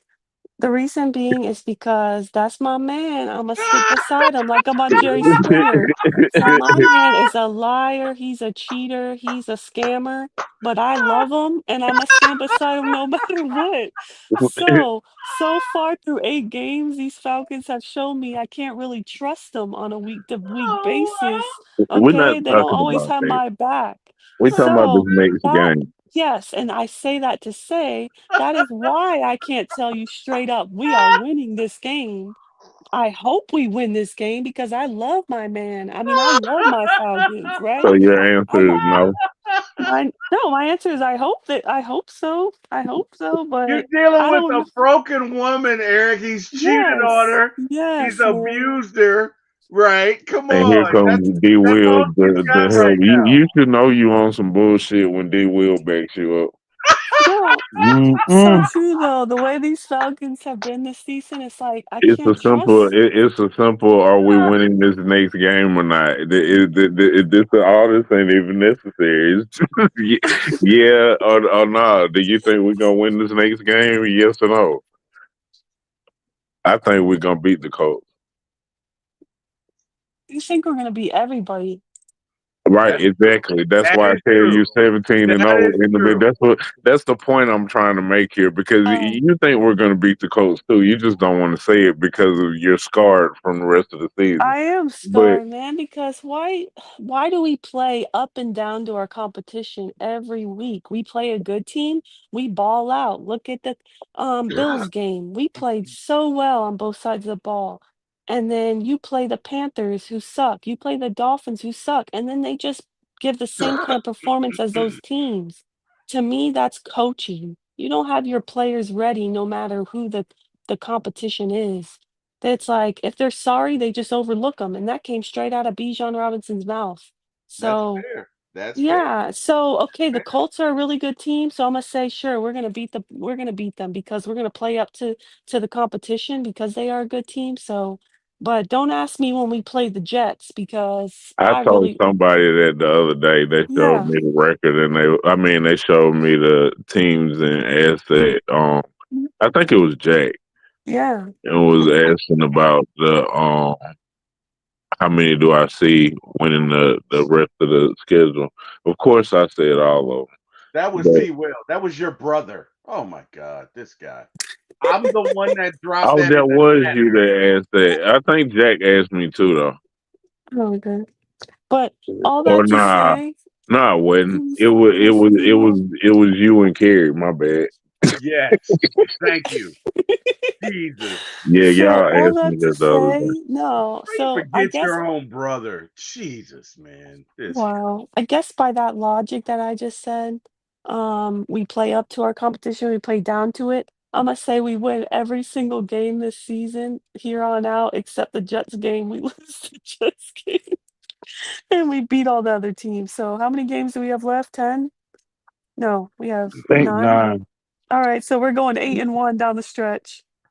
Craig, I gotta say pause, man. That's like a pause statement. I gotta say pause, Craig. I gotta say pause. I gotta do it. Um, Wow. yeah. Yeah. Silk said he has no faith in Raheem. He sold us a dream. All Was right. the dream actually a nightmare? I have to ask you. We got the Colts, we got the Panthers, the Saints, the Jets, the Seahawks, the Bucks, the Cardinals, the Rams, and the Saints. The So only what do you think about the Colts game? You never answered. I think we win the Colts game. I think So we do. so far, every team we've played this year, you've said you think we're going to beat them, but at the I've beginning of this said, season, I've I said was so wrong for no. saying I've 17-0. said we When will beat every single them. game we get to, Let me when we get to, I'm gonna ask you again next week too. okay. Every single game we've And came you won't to, listen then either. Because this, I this said if then. I didn't just blindly make a statement. I said if we do X, Y, and hey Z, Carrie, then we will win. yeah. what did he just say? You didn't let me get to the if Y. what did You what did didn't he let me just if. say? You It asked a wasn't. yes You or no weren't even question. talking. You just want to talk because I started talking. You Oh my didn't even. God, stop it. You had paused for the longest before I said something. Because I was talking about the schedule, and I was gonna point Now, out now it's teams another we have excuse to why. play. No, it's not. I was Carrie, gonna point out the Carrie, teams we had. No, I was Carrie, gonna what did point out. he I'm gonna let you finish. You finished? You done? Okay. I was gonna point out the teams we have left to play, and basically, if there were one or two losses that you guys saw, like I think that Rams game is gonna be tough. I'm not saying we can't win it, but that's gonna be tough. The That Colts, wasn't that wasn't the question. The question was the Colts game, and you absolutely said we were gonna and win that. I said that because contextually, Raheem and this coaching staff's back is against the wall. They're gonna pull out all stops. They're going to pull out all stops against that Colts team because if we do not make the playoffs and if we finish with the losing record, I don't care what anybody says, Raheem's gone. Do you Period. really think so? Yes, I Like, how do. much percent? Like 1 out of 10. How we just did 1 out of I'm 10. giving that a 95%. If we So do not make 9. the playoffs, and if with this team and with the talent that Raheem has had, no, there's no excuse, buddy. No, he's gone. Hey, hey, ho, ho. Raheem has got to go. Hey, Is that what you're hey, saying? ho, ho, Raheem is gonna go Shout out to Coach if we I don't make don't the think so. playoffs. I don't think so. I think Raheem gets at least into the middle of next season. I And don't. for me, then to me personally, that's gonna prove that crowd rock correct that says that we're just a comfortable organization that's okay with losing and because what more do you need to see? I mean, truly, like, Mm. and I mean, I'm not even trying to be funny. Like, have you seen Raheem's record as a head coach? Yeah, he closer to 60 losses than he is to 40 wins. I saw it. Yeah, I mean, his current record is now 32 and 52, all time as a head coach. And What, he he has a 11 and losing 14 under us? Or he's over us, a 11 and 14? yeah, he's now 11 and 14. So for me, it's like truly, like, I'm not even trying to be funny, like, what does Raheem do well as a head coach? And I know he said on the radio a couple days ago that they've done a lot of good things in these 2 years. And for me, like, that was almost a slap in the face because what have you done well? You've, to me, underperformed with the talent we have.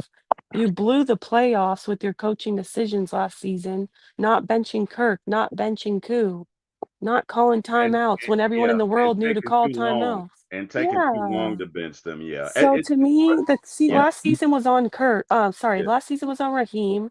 And yeah. right now, like to me, we have a kicking problem in week 9 of the season. This should have been addressed in the off season. He said we had a kicking competition. I'm sorry, no one's gonna convince me that we did. We had a real kicking competition after the week 1 loss when Koo cost us. Yeah, Already the first game. He to brought in me, like 7 kickers What after if that. Arthur looks at it like last year was his first year, and you really don't have your team yet? You finally start building your team this year, and this is really your first. You got a rookie quarterback in his first season this year. Nah, if they no, told me that, I would love to debate with them. Like, no. this is the courthouse, and why should Raheem keep his job? Like, I'm sorry, sir. What do you mean?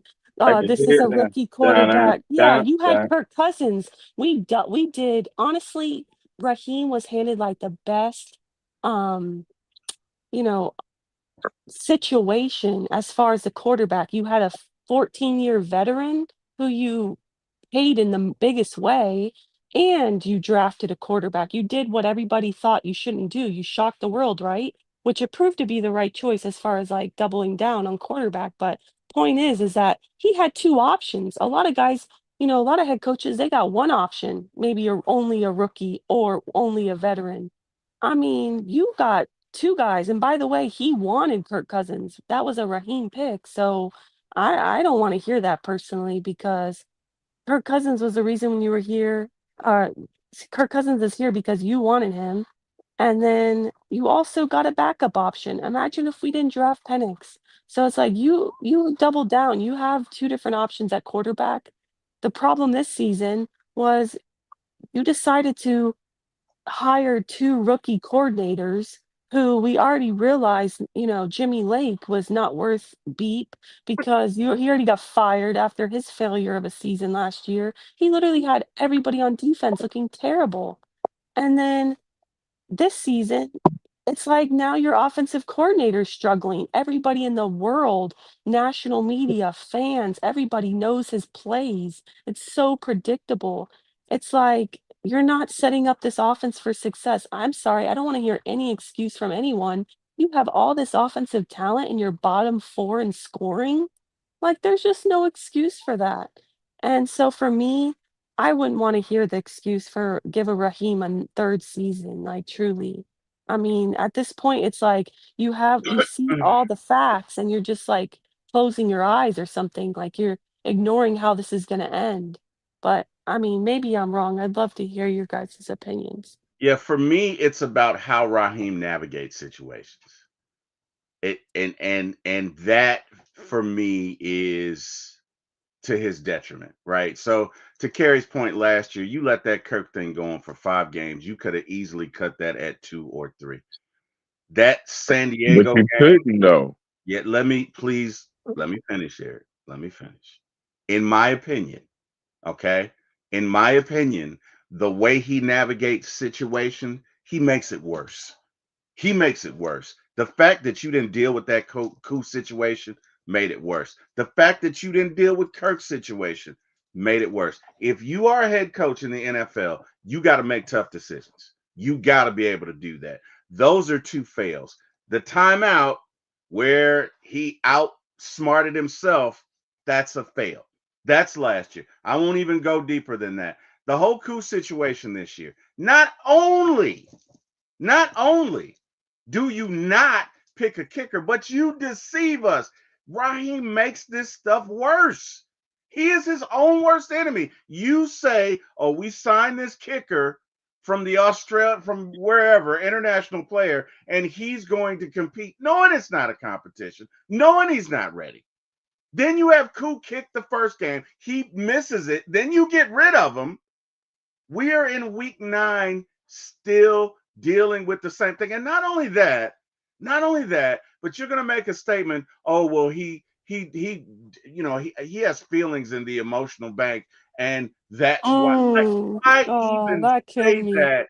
Just keep your mouth shut. Raheem's main problem is Raheem. I love Raheem. I do. I think he's an excellent speaker. I think he's very articulate. You I think think he could be a politician one day? he could be a politician. He could be a motivational speaker. He could be a defense coordinator. I do not know Could he at be a this used point. car salesman? I don't know, Kerry, but I don't know that he can be. I don't know that he can be a head coach because of the way that he navigates situations. Look, Raheem's been around some of the best in the business. He knows X's and O's, but the way he navigates situations, even yesterday when you say, "Well, New England was clapping their hands at the snap," there's no evidence of Oh that. my So goodness, now and you've created another storm. It's Clapgate, almost and like he needs a class on what to say and what not to say. And it's a little late in the game for that. And all I'm saying is, with aside from all of that, with all of the talent that you have, if you do not make the playoffs, I gotta believe he's gone. Because if I'm Arthur Blank, the team that he has is so much better than the team that Arthur Smith has. So much better. so Brian's much gotta go. better and so Brian's much gotta more go. talented. That that's You got to be kidding me. that Like, that's just me. and I'll I tell you he's agree this. won with one more game. I agree with everything you said, but my thing is the reason why I'm saying I don't think he's gone is because of the time that Arthur Blank gives the rest of these coaches. They've all had like 3 years, and then in the middle of that third year, it's like okay, 3 strikes and you out. I Also, think you he still gets that paying third Arthur year. Smith. And that's what worries Right, me. We that have one too. more year of paying Arthur Smith. Raheem has a 5-year deal. I'm worried that we're just gonna keep Raheem another year because what owner pays 3 head coaches in 1 year? That's crazy. Somebody with So billions with a B. I I mean, hope so, but I to Eric's point, that is my fear because everybody talks about Arthur Blank just being a great person, a great human, a great humanitarian, a very nice person that, and he's also all about relationships, friendships. So I'm worried that, especially because him and Raheem have a prior relationship, that And goes back. I'm worried that he won't make the decision that, this But I'm team telling needs. look at it. Like, and I think, Even with Quinn, it took 3 losing seasons. It's not. It doesn't look like it's but just Quinn the took him to the losing bowl season. too. Quinn took us to And the and bowl. it's yes, yeah. I get that, but I'm telling you, look at the 3 losing seasons. You True, got but he No, wasn't I what, mean I'm 80 with you something on years that. old at that time. as soon as they have them 3 losing seasons, I they don't For know. be I'm me, just gone. and for praying it. me, we can say that they have billions of dollars, right? But that doesn't mean they always have to spend it, right? That's true. You know what I'm That's saying? Like true. it still is at their discretion. And again, you're still paying Arthur Smith, you're paying Raheem Morris, you fire him, hire a new coach. Now you got to start over to start the process over because are you hiring a coach that is going to be keeping Terry Fontenot who doesn't have an extension? Or I Mhm. mean, are they trying to bring in their own GM? It's just like going to start a whole nother, you know what I'm saying, ish show all the way over. Now Michael Penix got to learn somebody new. And I don't want to Tyler lose King got to Terry. learn somebody new. I Michael like Penix, Terry. I don't want Michael to Penix lose isn't Terry. learning now. Michael Penix is not learning now. Let's be real. Michael Penix Right. progressed to a certain extent, so he's not learning now. He's not Yeah, being developed now. Oh no, Okay, I'm right. with you. I'm with you. I'm so just no, outlining. I'm just outlining stuff. That's all. I I'm got with you. you, I, but he's not learning now. So what are you losing? I He's not agree with being you, T developed Will. now. And I'm He's just not being praying developed that now. Eric makes a good point, but I'm just praying, like, at what point are you like, enough is enough? Like, yeah, I used to give guys 3 years, but I'm getting to be, my mid Until 80s. our owner shows us different, I gotta go with the tendencies that he's shown, and the Oh tendencies that he's no. shown is exactly what Eric is talking about too, Right. though. But That Exactly. people have see, gotten time. well, then at that point, guys, I can't defend him until he changes the tendencies because I always defend him because I really like him as an owner.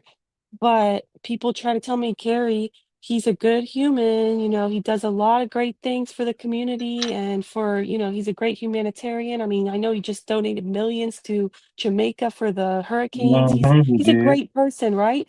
But they're like, but he's not good at running a football organization. He doesn't put winning first. He puts the relationships first. I mean, he wanted Deshaun Watson. Thank God that didn't work out.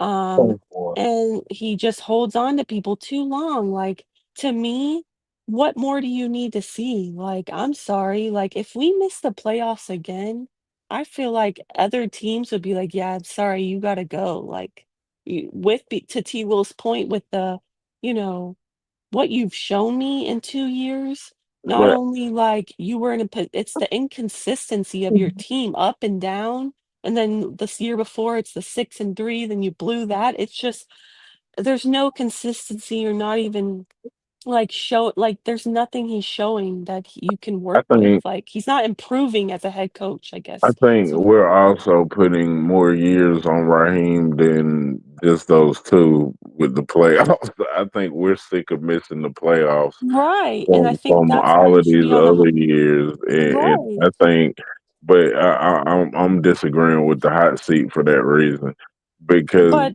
you got to allow these coaches to develop the team. If you but the don't team allow was them, we're already going to there keep though. starting over, and we're never going to make the playoffs because we're going to keep starting over again. We bring in the next head coach, and we taking a step back. You I starting so. disagree. I mean, But I disagree, but because the thing about it is the team was already there. The offense was there. You saw what the offense could do last season when he stepped in 6 and 3. There was no developing needing to be had. You had the offense. You didn't have the defense, maybe. You're missing some pieces. And then Terry Fontenot literally gave you all the ingredients to a perfect Michelin star recipe and you blew it. You literally burned the recipe. Like the players are balling on defense. Like Terry hit it out of the park with those picks. And you possibly, if you keep on this path, you're losing, having another losing record and having missing the playoffs isn't going to be on the lack of talent and the lack of development. That's why I have to disagree. It's gonna be on coaching decisions and Yes, and yeah, not like, only it's that, not lack of talent. you started with 2 rookies. Who does and see, here's my issue, okay? You know, we all know, you know what, I'm not gonna say that. I'm not even gonna make that statement. Sometimes you can deserve a reputation, right? You know, if you're rude to everybody who you work with and mean and nasty, then you can't get mad when they don't invite you out to social events because you're an asshole. Okay? You can't live in two worlds. You can't be like, oh, well, nobody invites me, but you're an asshole to everybody. And look at the Falcons for the last 2 years have made moves. You got guys calling out our OC. You got guys calling out everything we do because we go against the norm and oftentimes it doesn't work out. And what I'm saying is at some point they can't all be wrong. Okay? The narrative is the Falcons do silly things. Well, you know what? Raheem Morris, the last 2 years, I got to side with him. Now, drafting Kirk and I'm sorry, drafting Penix and signing Kirk, I don't have an issue with that because Kirk is old. I don't have an issue with that.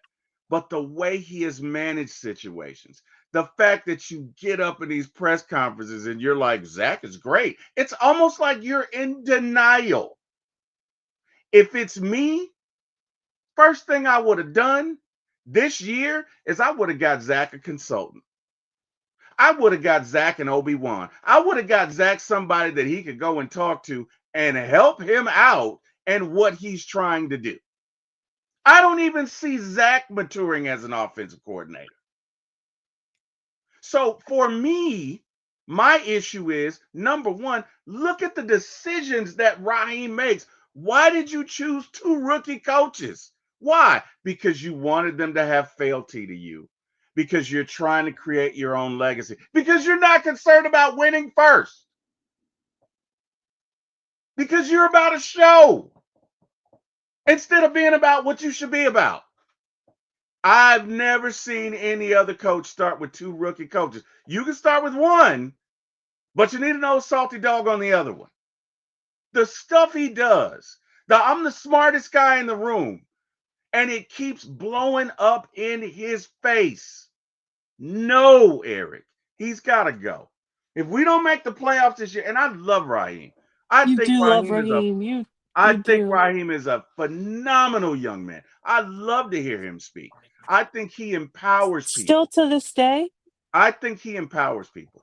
I think that is one of the reasons people love him because he makes them feel like they can do anything. But the problem with Raheem is Raheem just feels like he can do anything, and you got to make better decisions. Again, personally, I love the guy, but As a support person. I cannot support his decisions. I cannot. You got Zach Robinson out here wasting talent, And everybody wasting it, sees it. And also, and why? everybody sees it but Raheem. Yeah, And I you got just, Raheem up in press conferences. Zach Robinson is doing great. Zach Robinson, I love Desmond. He may as well be saying, I love Desmond. I mean, yeah, it's he almost is. like Raheem is a Stepford wife, and he's just programmed like it's that bad. And that's When why do I we was get off this wondering, ride? Look it. I love Raheem. I What love what Raheem. how would do you you, answer how would you answer to them to the I Zach would I Robinson would I, question? I would I would say that we have some things we need to work on. yeah, he need there, you I can't, would I'm say that we have sorry. some things we need to work on. Yeah, be I would not see, honest. oh Be no. real. Oh no, He's Zach doing is a great great. Zach job. is He said he's doing awesome. a Zach, great no, I job. would not say that.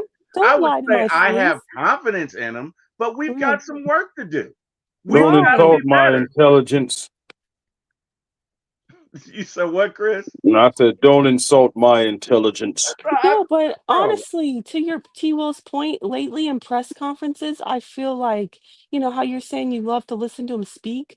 I used to like enjoy listening to him speak, but lately it's like, does he think I'm stupid? Like some of the things he says, like to the point about, he's sitting here saying that Zach Robinson has his full support and he's doing a great job, and he thinks that him and Zach have done great things in these 2 years. I'm sitting here like, if I was in that room, like, and he's telling me this, I'd be like, my follow-up question would be like, what have you guys done very well in these 2 years? Truly, yeah, like, because how, I think Raheem is trying to support his guy, right? But which is fine, the which problem is is that you can't be tone deaf to the rest of the world, exactly, and that's right? exactly what he's been Like doing. Like, you can't be like, I think you what you can say is, hey, I support him. right, I think we can do great things, but we've got some things that we got to fix. Sure.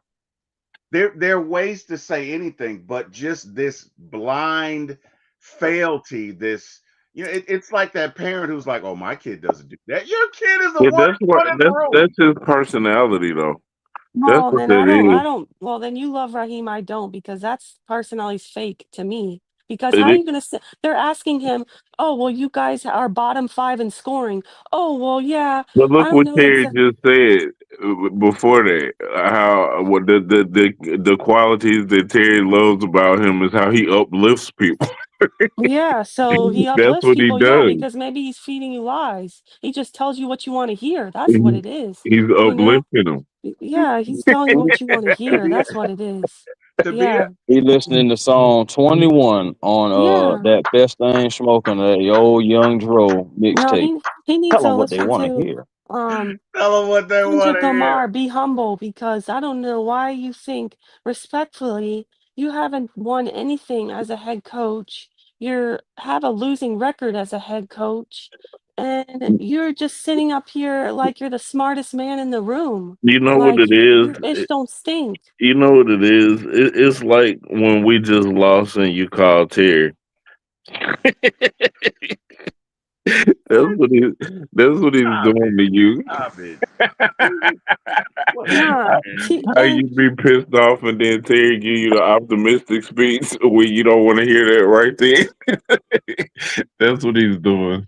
I mean, but at least I know Terry means well, and he's just trying to, like, even though it's like bad timing, it's like he means well.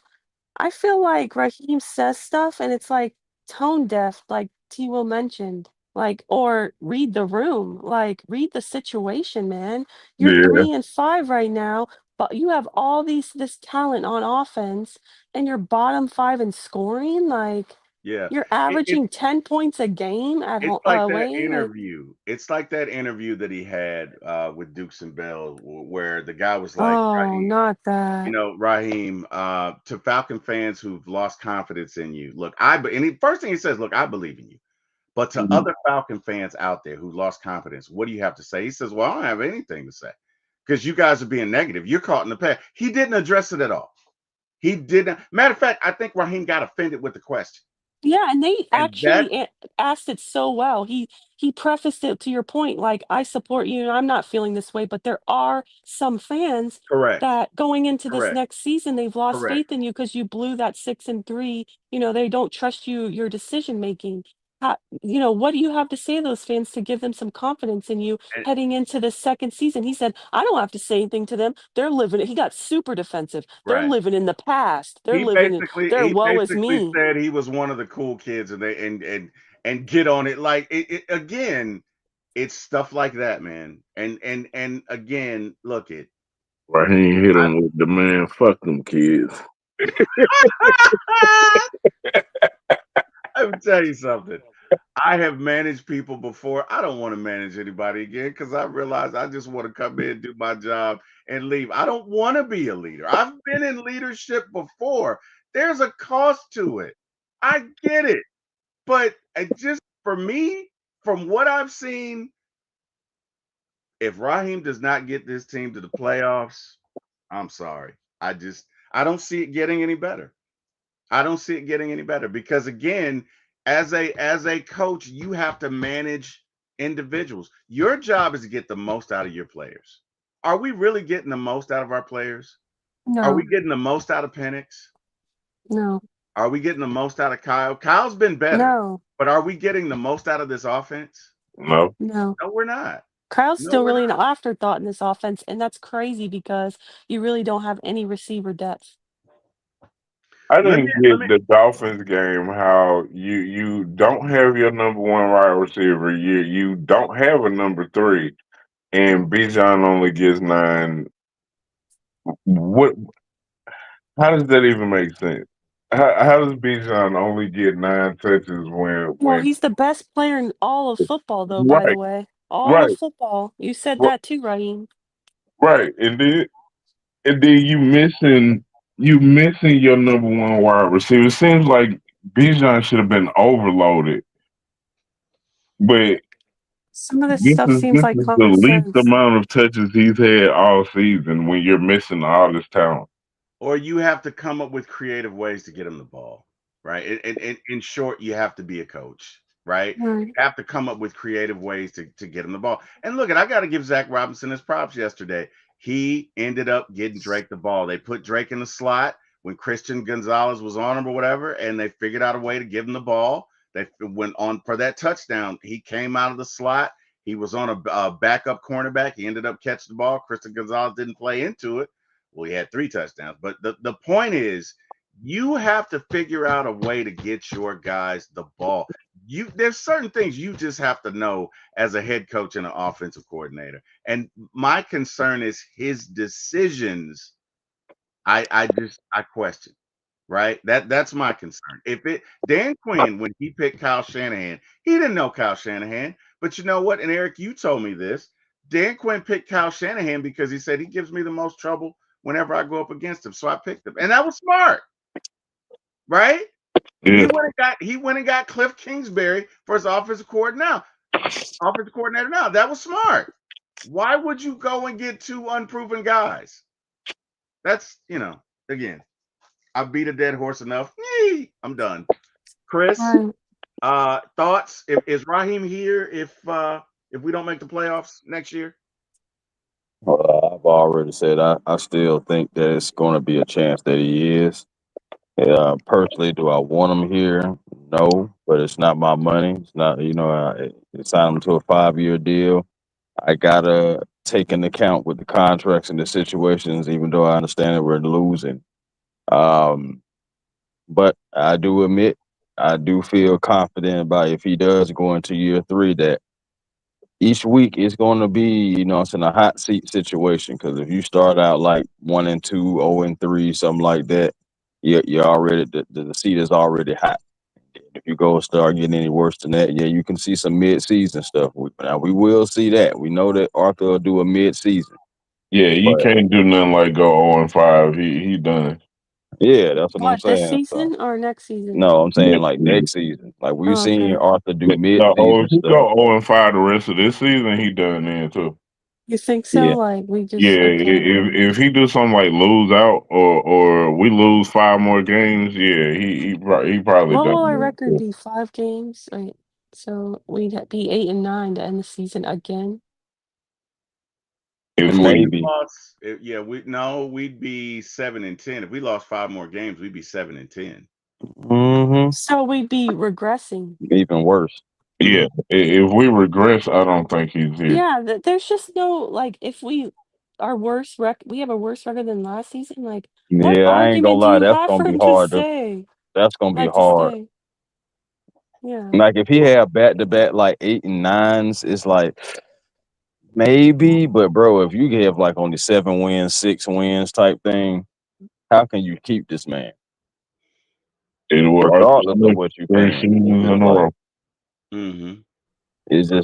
that's the only thing. And we got some tough games still coming up, so it ain't like them 5 losses can't happen. Yeah, No, we put ourselves in a bad situation. to That is Steve's the point, one I thing don't think about we're gonna be here if he shouldn't be here. I don't. There's a chance that he will be there to Eric's and Chris's point because history shows Arthur Blank is coaches 3 years, but to me, though, you have to have the context of I also agree. the situation. After, definition of insanity, at what point are you going to be like, all right, yeah, I used to give every guy 3 years, but I'm losing money. Yeah. People are selling tickets, they're not showing up to games. Mm-hmm. Like, fans are pissed They're off on even coming social up with new media. rules. They're even trying to come up with Yeah. new rules for the tickets. Like, oh, if you can only like sell so many of them or something, or you'll lose your seat or something like that. They need Like, to do yeah, that.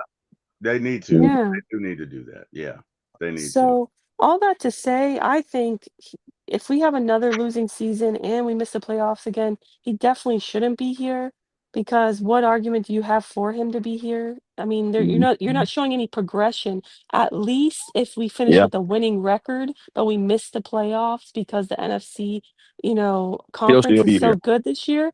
If that Okay, at happens, least he'll you can definitely still be here. yeah, at least you can say, well, his argument could be, well, I did get us finally to a winning record. But if Mm-hmm. you have another losing record and miss the playoffs, I'm sorry, there's just no argument for him to stay.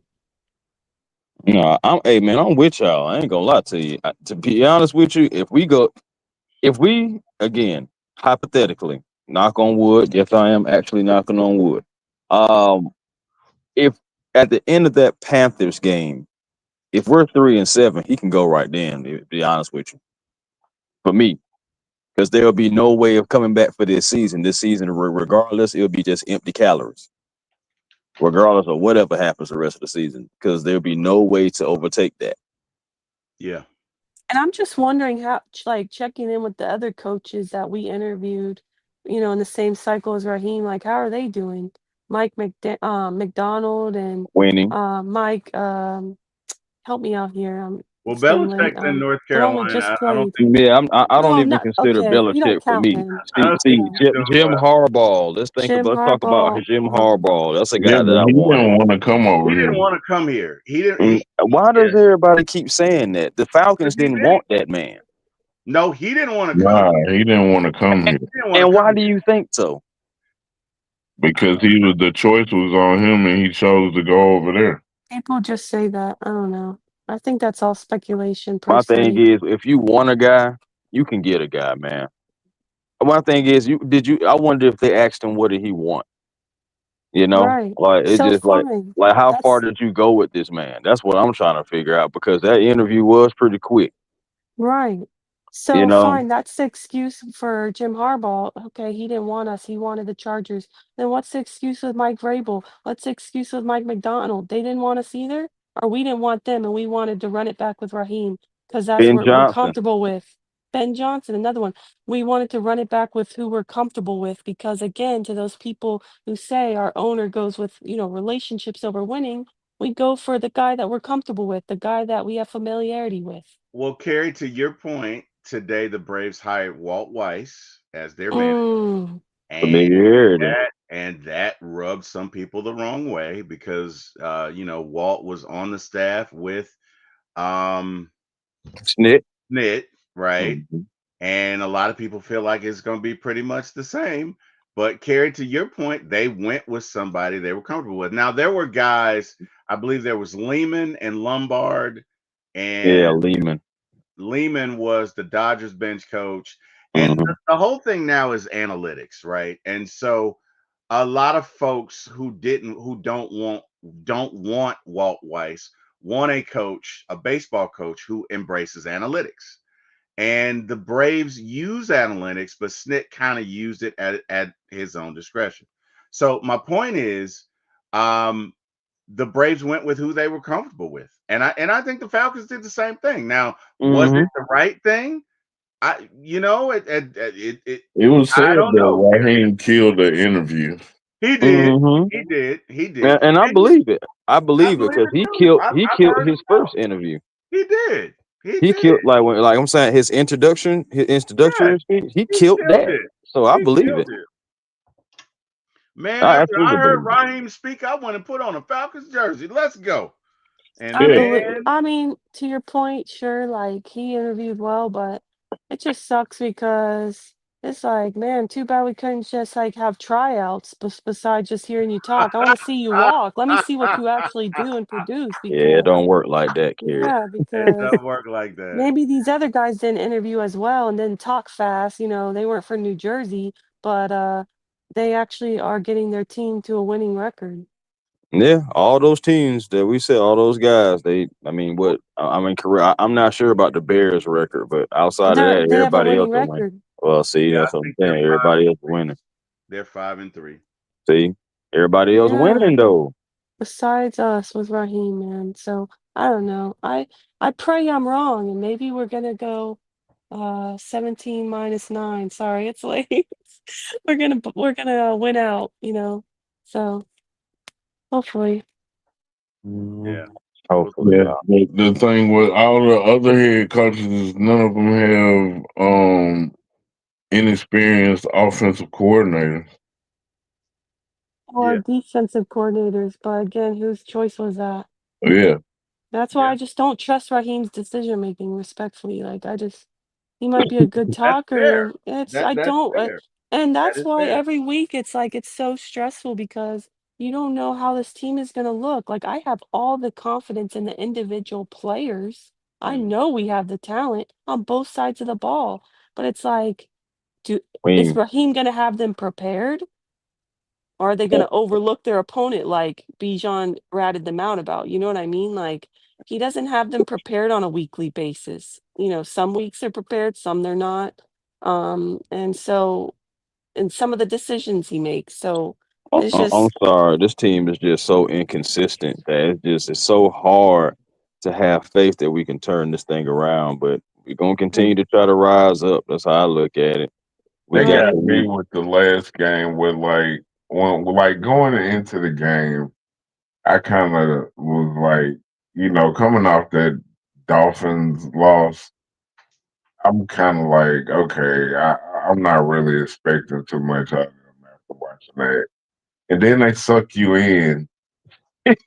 yeah, Then they that suck you performance. in because okay, they went down there, they let them walk down the field and score first. So I was like, all right, I ain't expecting too much out of this because they already on the bullshit. Then they go down there and score, and I'm like, all right, hold up, fight back. Right. Right. And then all of a sudden it's 21-7, and you like, man, get the wow. Right. Okay, I And knew then I knew Jalen I shouldn't Walker have put happens. that much into it in the first place. Then they walk that back down and get you all into the game just to miss the field goal. Like, man, come on, man. And then get the ball back again. Mm. And that's why this is such a roller coaster ride every week for our Falcons. As fans, it's just there's nothing like it, honestly. I mean, I saw Kurt Warner say today, watching this Atlanta offense is a roller coaster ride.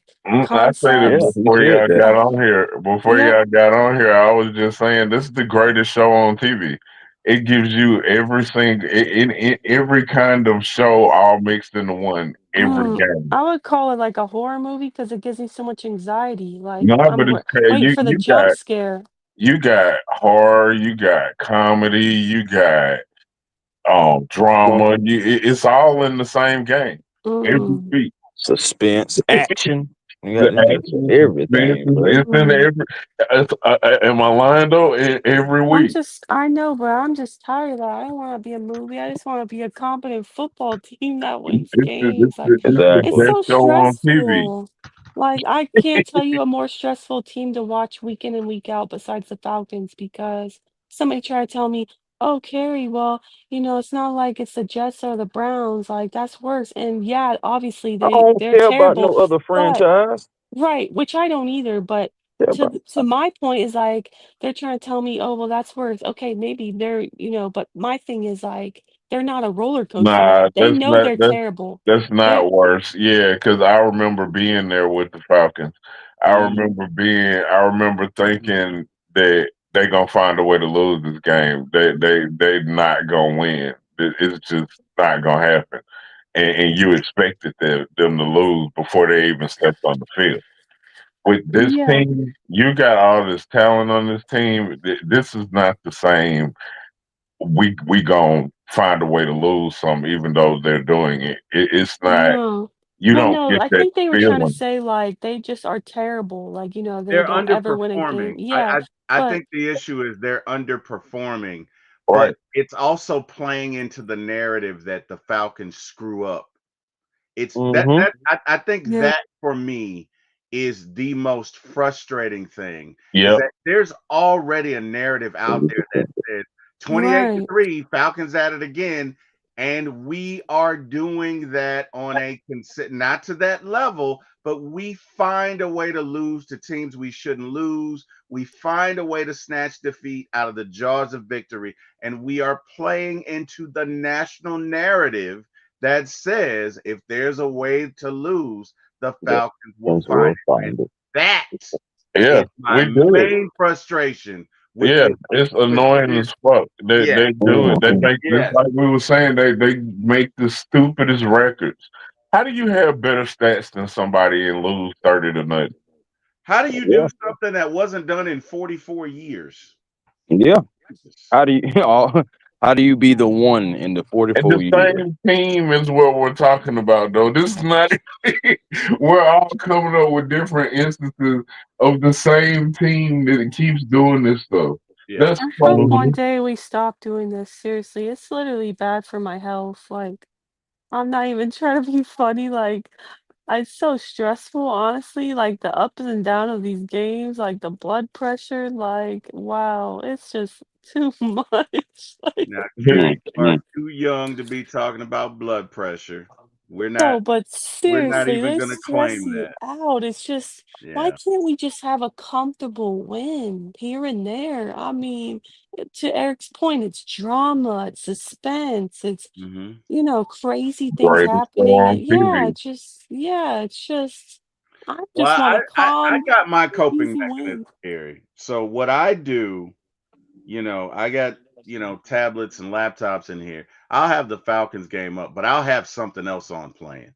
And when the Falcons are doing stupid stuff, I'll divert my attention away from it for a while and then I'll go back and it's okay. I can manage it and deal with it. But if I'm just sitting in there just focusing on the Falcons game, it's stressful as hell. So you have to find if you are a Falcons fan, and this is for any Falcons fan out there, and if you're new to being a Falcons fan, So buckle up, Buttercup. You gotta have imagine a the new coping mechanism. Falcons.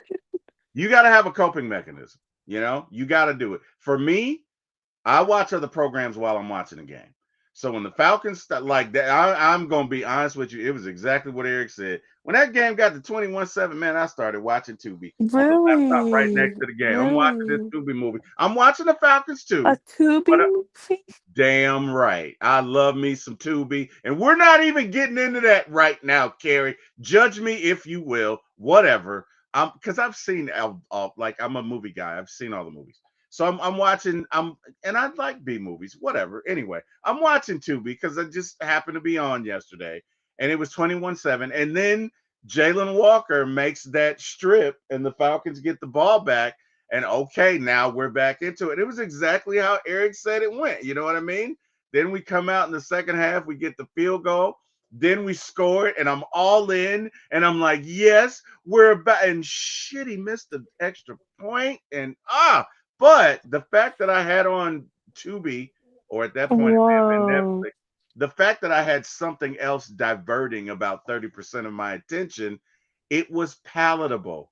It was okay. It wasn't soul crushing because I had plus I was working. I had other things that were going on. Now that's me, right? T I Will, don't. I have to ask you, with, that coping mechanism that you utilize, it Mhm. seems as if you mostly only watch the good parts of Falcons games. So No, for in that I watch regard, them. I'm surprised you don't say we're going 17-0, because you like look Oh away when the God, bad you things really are worked Preach, hard happening. for that one. You worked hard for preach, that one, Terry. You really did. Like you really like you sprinkle some preach. ingredients in there. I see what. Stop it, Because you said Harry. you See how look he Stop. started away anytime stuttering? something bad's happening. Stop it. Stop it. No, I do watch the game, Carrie. So look it. I got a laptop here. I got a monitor there. I got a monitor there. I had the Which Falcons one's game. TikTok? Stop it. Mm, I had stop it. I had unnecessary roughness on carry, 15-yard penalty, mm. messing with me at He's really not 1:30 in even the morning. watching another movie. He's distracted by the number 3 with the large fry. And No, but in the all seriousness, supersized drink. you gotta have your coping mechanism, man. You gotta like for me, I'll have up multiple games. So when the Falcons start doing some stupid stuff, I gotta look away. Now I might look away for a second. I'm gonna come back, but I can't just sit there and stew in it and focus in it and just Really? take in this ultimate What meal of what do you do if failure. you're Okay, at the I what feel do you like do if you're at the game? you must take a bathroom break or something. If I'm at the game, honestly, Eric, I'm watching the game, but I'm also doing other things, right? At the Wow, game? Yeah, that's wild. yeah, I'm doing other Wow, things. okay, Look, okay, that's what I got to do for me. Okay, I can't okay, speak for okay. anybody else. What about you and Chris, Eric? Like, do you guys have this I'm coping watching the mechanism? Like, what do game. you I No, guys don't know I'm do? what watching the the hell game. he's doing. Oh, I No, get I'm watching annoyed the game. if something distracts me from watching the game. I'm definitely not trying to distract Nah, myself from watching the game. nah. I would normally watch from start to finish unless it's like 2 minute warning. We got the ball driving. Dang, oh, pick six or oh, picked off. Or they going into victory formation. Then it'd be like, oh, well, I know this is over. Something like that. But outside of that, I'm there the whole time. Watching till the clock hits 0. I'm Yeah, man. saying Yeah. for me, and again, guys, yeah, we're No, not you're not. judging. You're No, watching not Netflix. judging you. We're not She just judging she you. just Do asked a whatever works for you. question. She I'm said, "Do we saying, have a saying coping yeah, they mechanism?" And do. we said, "No, we don't." for Okay. me, No, for no, Yeah, no. That's good. yes, I'm glad. yes. No, That's that. Yeah, seriously. No judgment you talk here. about right. somebody that's had 2 heart attacks, No, I exactly. gotta Hey, do what you I don't gotta have do. to. You don't even have to go into it. Maybe your It's true. coping mechanism shouldn't be eating fast food then. Nah, Mm. see there, see what you did. I was trying to get you to stop talking, but you not see that open up another can of worms right there. I'm about to cut his damn mic off. Anyway, whatever. Oh, wow. I don't give a damn See, what he got see, to say. see. Matter of fact, when I get off this call, damn it, I'm going to Crystal just because you said that. No, I'm We're not. not going to I'm Crystal at completely. I'm not. 1:30. It's 1:30 in the morning. It's so past my bedtime. But hey, man, whatever. Look, He's it. like, I but I think did consider it. I, Yeah. He that's probably it. got some in the refrigerator. He just gonna go heat it up. That's wild. Oh, he's laughing because it's true. That is wild. Well, this guy knows me, man. This guy knows me. So I mean, what am I gonna say? Anyway, whatever. All right, y'all. That's why he specifically said crystals. He thinking about it. Because it's in the fridge. Wow, Got them. He Tito. say I'm Probably got gonna a go couple of get me crystal something chicken to and a eat. couple of crystal burgers. He got a sack full in that motherfucker. That sounds He so good right now, actually. Dang. Oh man. Yeah, Oh wow. wow. Oh my goodness, y'all are hilarious. All right, man. Well, hey, I appreciate everybody coming. Chris, tell these folks where they can find you, man. Hey, come on over to A1 Forever Sports. That's the platform on YouTube. Come over, like, comment, subscribe, be a part of the A1 Forever family. Also, catch me on the Hawks Digest as well. And the Hawks season has begun. So the Hawks, are marching hopefully toward the playoffs and maybe beyond. We'll see what happens. But also Twitter A1 Forever, Instagram A1 Forever, and the real A1 Forever on TikTok. Man, it was great chopping it up with y'all guys as always. always. Chris, man, this felt like being home, man. I'm glad you joined me. I'm glad my brother joined me. I'm glad Miss Carrie joined me, who I do podcast Mm-hmm. with every week. This felt like home, man. So you got to come Hey, back, man, and you're welcome anytime you want.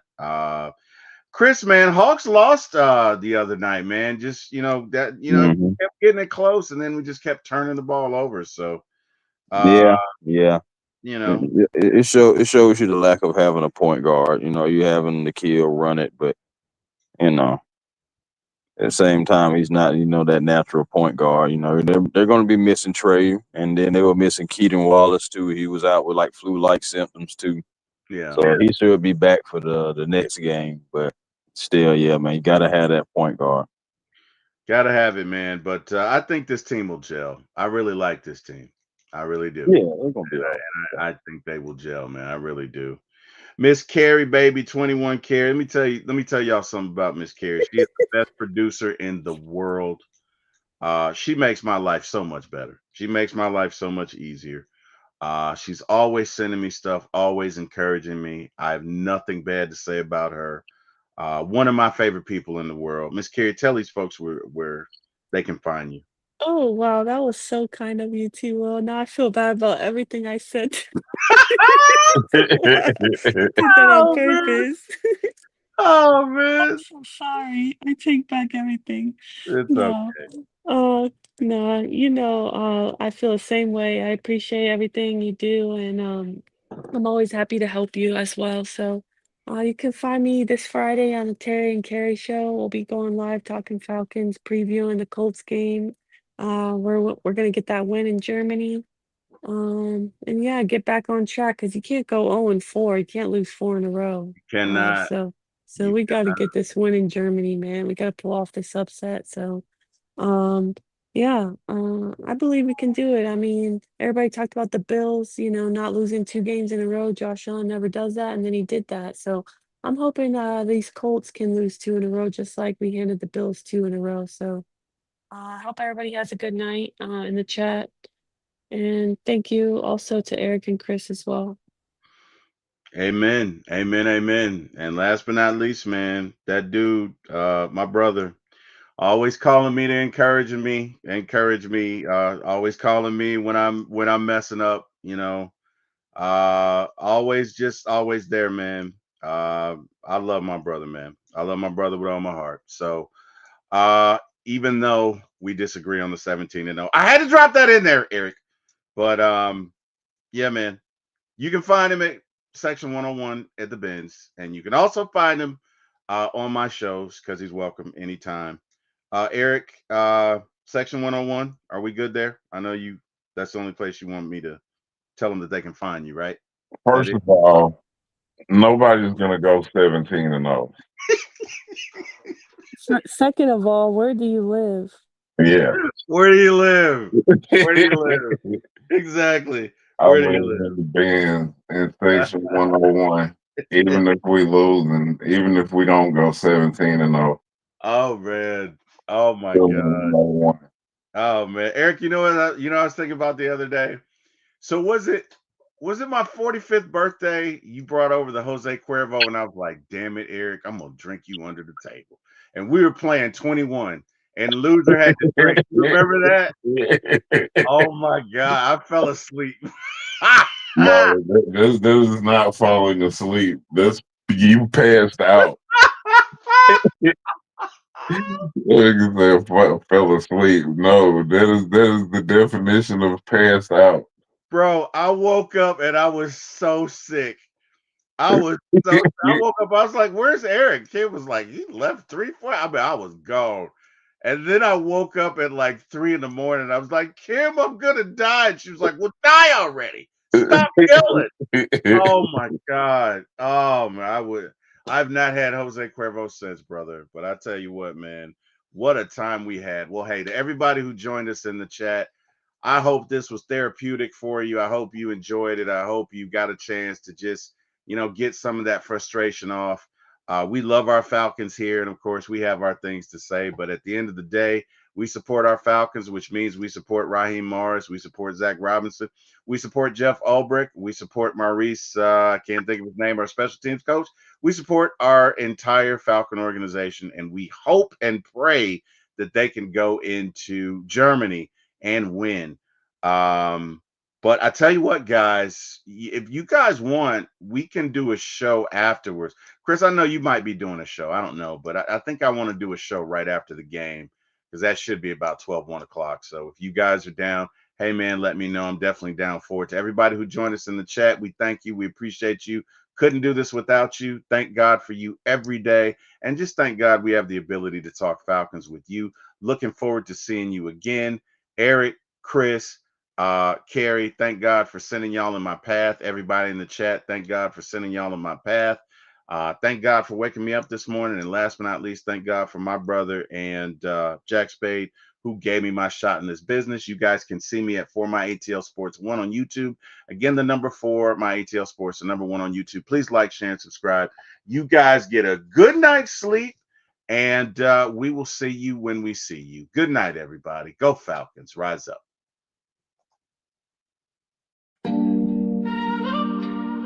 ATL. Through the highs and the heartbreaks, we still stand. Dirty birds forever. Let's get it. Year after year, we've been riding through the storm. Red and black in my veins, that loyalty was swung. We don't fold, we don't run, even when the pain hits. Cause every loss just reminds us what greatness is. We show up cold nights or the Georgia sun. Cause every Sunday we believe that our time gon' come. We ain't perfect, but we faithful and we never switch. We the city of the A, yeah, we built for this. We don't need pretty words, just heart on the field we deserve. Put the work in, earn that glory. Bring our city back to the story. We'll ride till the wheels fall off. We ain't never gonna break. Win or lose, we stand tall. 48, you can doubt us, talk loud, but we still hold steady. Cause we here and we faithful and we always ready. It's the dirty, prove the dirty. If you bout it, then prove the dirty. We'll believe when you're fighting for the city.